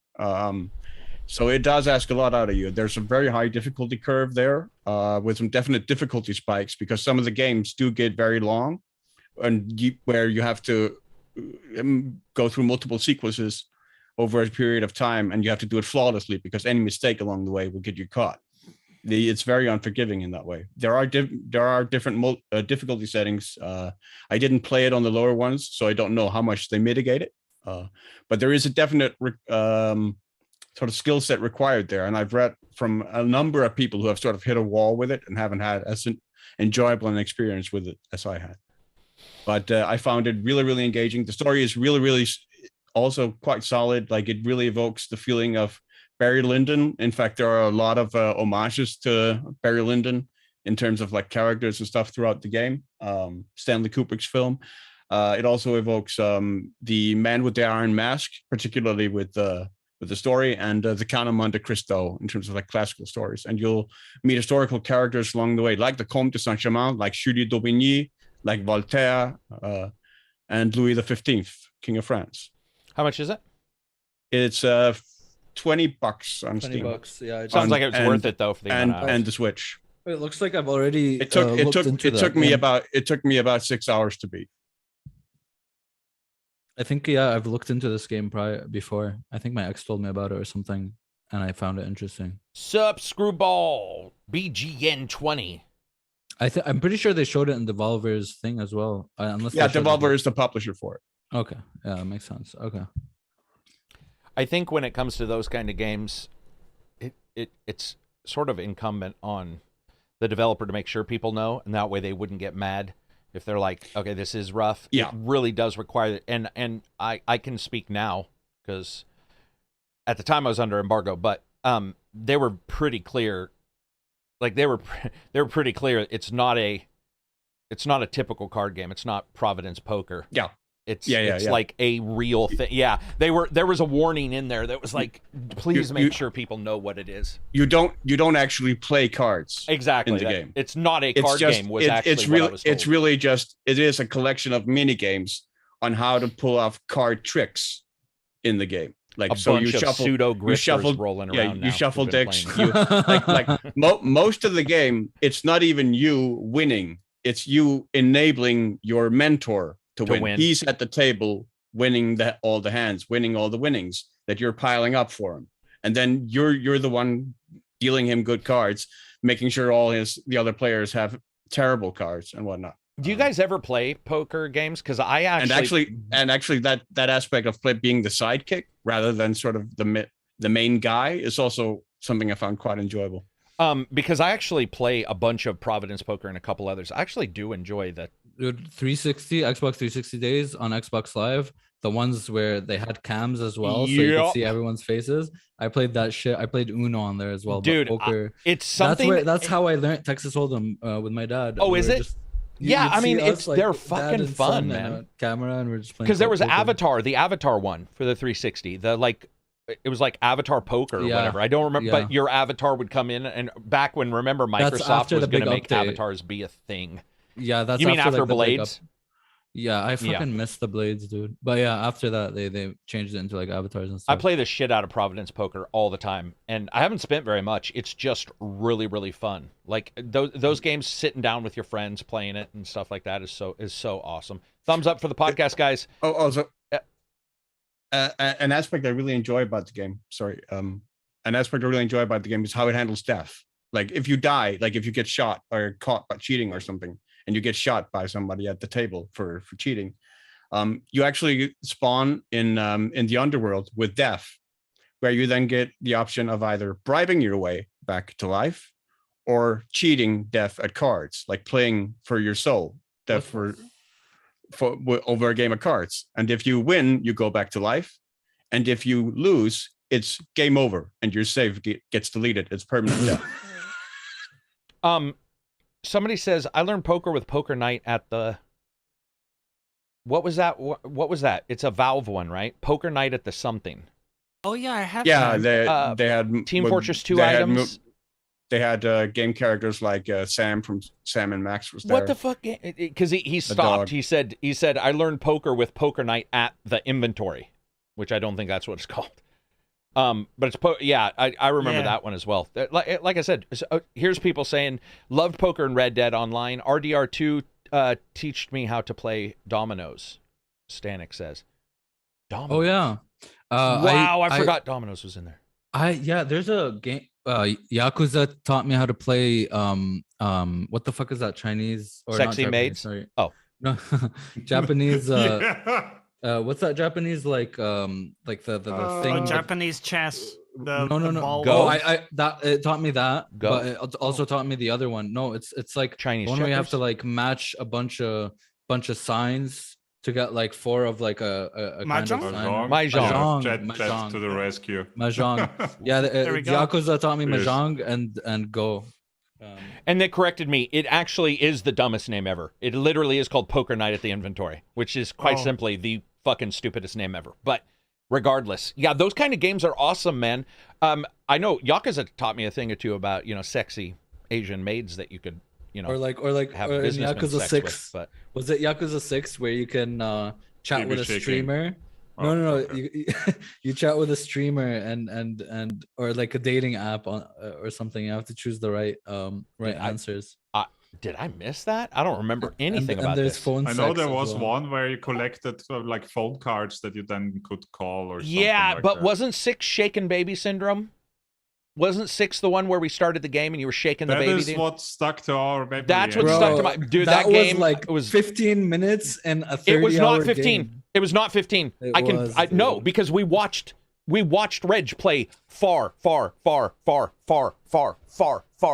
longer than 15 minutes. At 15 minutes, we were still thinking it was funny. At 45 minutes, dude, I was like, throw the baby and punt the fucking Dredge, thing. what were you doing? It's not that long. He was walking around trying to do shit. And it was terrible. It was. It's a good game. Dude. I'm not saying it wasn't a good game, but that was terrible. There's a lot of games. It was that. And by the way, I think that's the one I didn't review because I saw you playing that. I'm like, I'm done. I'm never playing this. Love from Sweden. Thank you very much. Mute Gang, which is probably pronounced something different because where you're from. But thank you very much. Kick the baby, Mr. Agent says. Before we wrap up, as we're wrapping up, I do want to and check out Johnny Plays Live, all that kind of stuff. What are you streaming tomorrow? So I'm streaming The Quarry actually tomorrow. Ooh. Very excited to play that. Yeah, I'm excited to see if you guys. It's goofy as long as you go in and know. Then and Reg and I were talking about trying co-op in that. We don't know if it works. Hopefully it does. Give it a try. Dude, cool. I watched the scene in The Quarry that just made me lose it. They're so fucking funny. There's so many. Where this guy comes and he's like, "Yo, I found a body in the forest," and the dude was like, "A dead body?" And he's like, "No, one of the varsity teams or something." I was like, dude, I already know the character. The moment you spoke, I already knew what character you're talking about because there is enough vocal fry, as I said in the review, for like 20 Seth Greens. It's fucking ridiculous, man. It's so, he's like, call 911. He's like, do you mean 911? He's like, yeah, nobody says 90, but they're like talking like this the entire time. But there's something that's stereotypically poking at that is fun. And dude, it's so dumb at times, and then but it is still awesome. With the phone with the big ass mouth. Hey, man, she's from Orville. Don't tease her. But yeah, I know. Yeah, she is. And I didn't know she was from. I knew who she was, but I didn't connect that it was the Orville actress. But she's recording, by the way, in her skivvies, walking in the forest, talking to no one because she can't. She's already said I have no connection, so she's like recording a video. And a bad guy comes and she's literally like, let's see what happens. And you're like, what?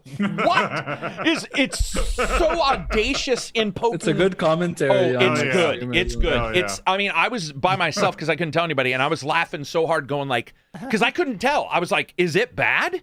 Is it so bad that I'm like, is it worse than B? Because it would have to be. I don't think it is. Dude, did you see Sleeve posting yesterday about the guy staring at the car engine trying to fix it by just staring at it? Dude, it's so dumb. You're just watching it going, he can't possibly be doing what I think he's doing. He is. He is. UFC. I can't wait for you guys to play it because I think some people are going to hate it and be like, this is horrendous. But if you go into it knowing that I think they're poking fun at everything, it's goofy, including their own old games, it's almost a masterstroke. 20 BGN again, but this is from Evelyn. It is Bulgarian nuts. Oh, that's what the name was. Nutsack. Technically, Lav used to be BGL, but there were some financial shenanigans. Love the podcast. Have fun. Thank you very much. Appreciate it. What I was going to say, as we wrap this up, is I definitely appreciate everybody showing up for the podcast more. And this isn't just a normal thank you, but I do want to say we've slowly been trying to fix things, fix the presentation, do that kind of stuff, and it's been quite difficult. And we've noticed a big uptake in people showing up, which is number one, is very cool. But I saw some people who were upset earlier when we talk about something or when we were arguing.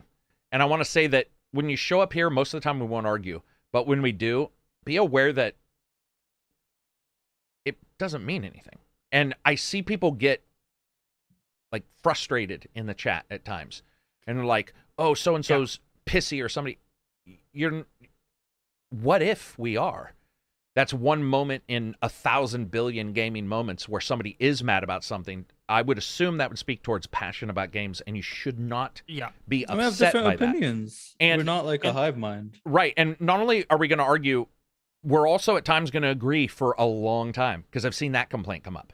I've seen it be like, they always just agree. And I'll be like, dude, I don't know about you. I don't need to argue with everybody all the fucking time. Yeah. And when I do, I assume that argument is real. I don't want fake arguments. I don't want fake agreements. But there'll be times where we're going to end this podcast and be like, sorry, bitch, I don't agree.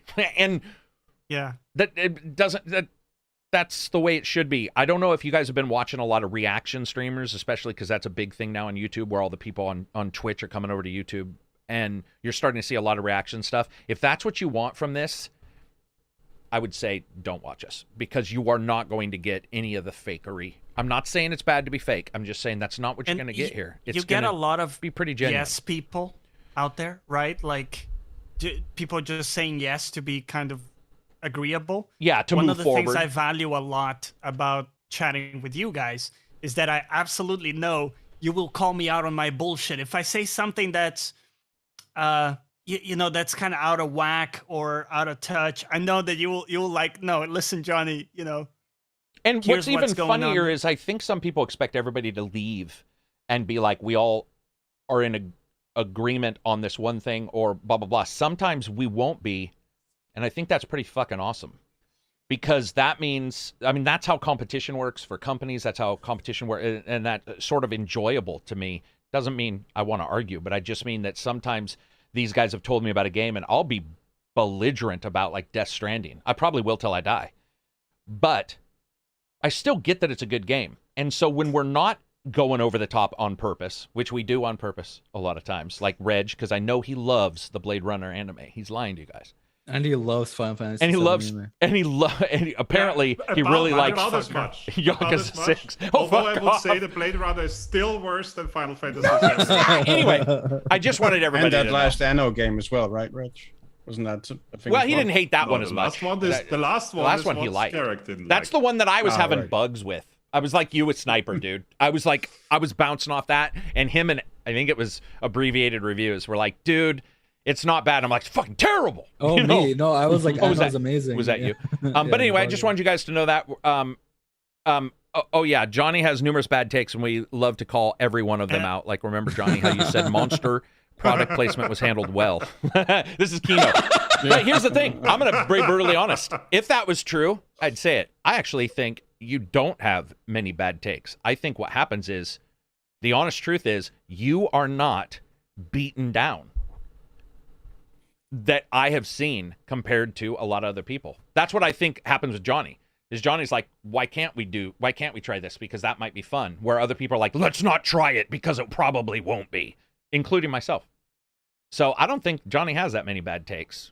I mean, that I can remember. He did say that The Rock was all natty, or he did ask me if The Rock was natural. I still don't know if he did that on purpose or if that was like so funny. I still can't figure out if that was like. And I didn't want to it was one of the best, like a child asking. Dude, that exactly, Reg. That's why still to this I was like, is he fucking with me or is Johnny? Is that really when we burst out into laughing, like just after the question? Oh, I know. Like, yes, because there's a video of me almost falling back in my chair because I look at him and I'm like, that. And my brain was like, can't possibly that's that. Yeah, because so you know, like I've gone to the gym, but exactly. Like he's doing something different. That's not what I was doing. Yeah, he's doing something. He is doing something different. When you leave the WWF and you're ripped and bigger in real life afterwards, 10, 20 years later, yeah, you're doing different stuff. That's for sure. Anyway, I just wanted you guys to know, man. We Like have a picture of him next to your mirror and you're like, why doesn't it work? He's working out. He's like, I'm lifting these 20s. I just wanted you guys to know that we love extra people showing up. But, you know, if you guys see somebody freaking out because we're agreeing too much or disagreeing too much, you might want to remind him in the chat that it's going to be real, even if it's not necessarily super fun at sometimes because we're all agreeing and people want to see us fight. But anyway, that's it for us. Check out the reviews next week. We've got a bunch of stuff coming out. We've got the Xbox event on Sunday. We've got an event on Tuesday, I believe, is also Xboxes. And then I believe Capcom is also on Tuesday. So Absy and I are doing those for sure. Reg, Johnny, Silver can join if they want. We may get some Discord people if we want to fill that out. But if you guys get a chance, slip in here. Maybe watch a couple minutes with us. We hope you guys have fun. Enjoy your Friday. And peace out.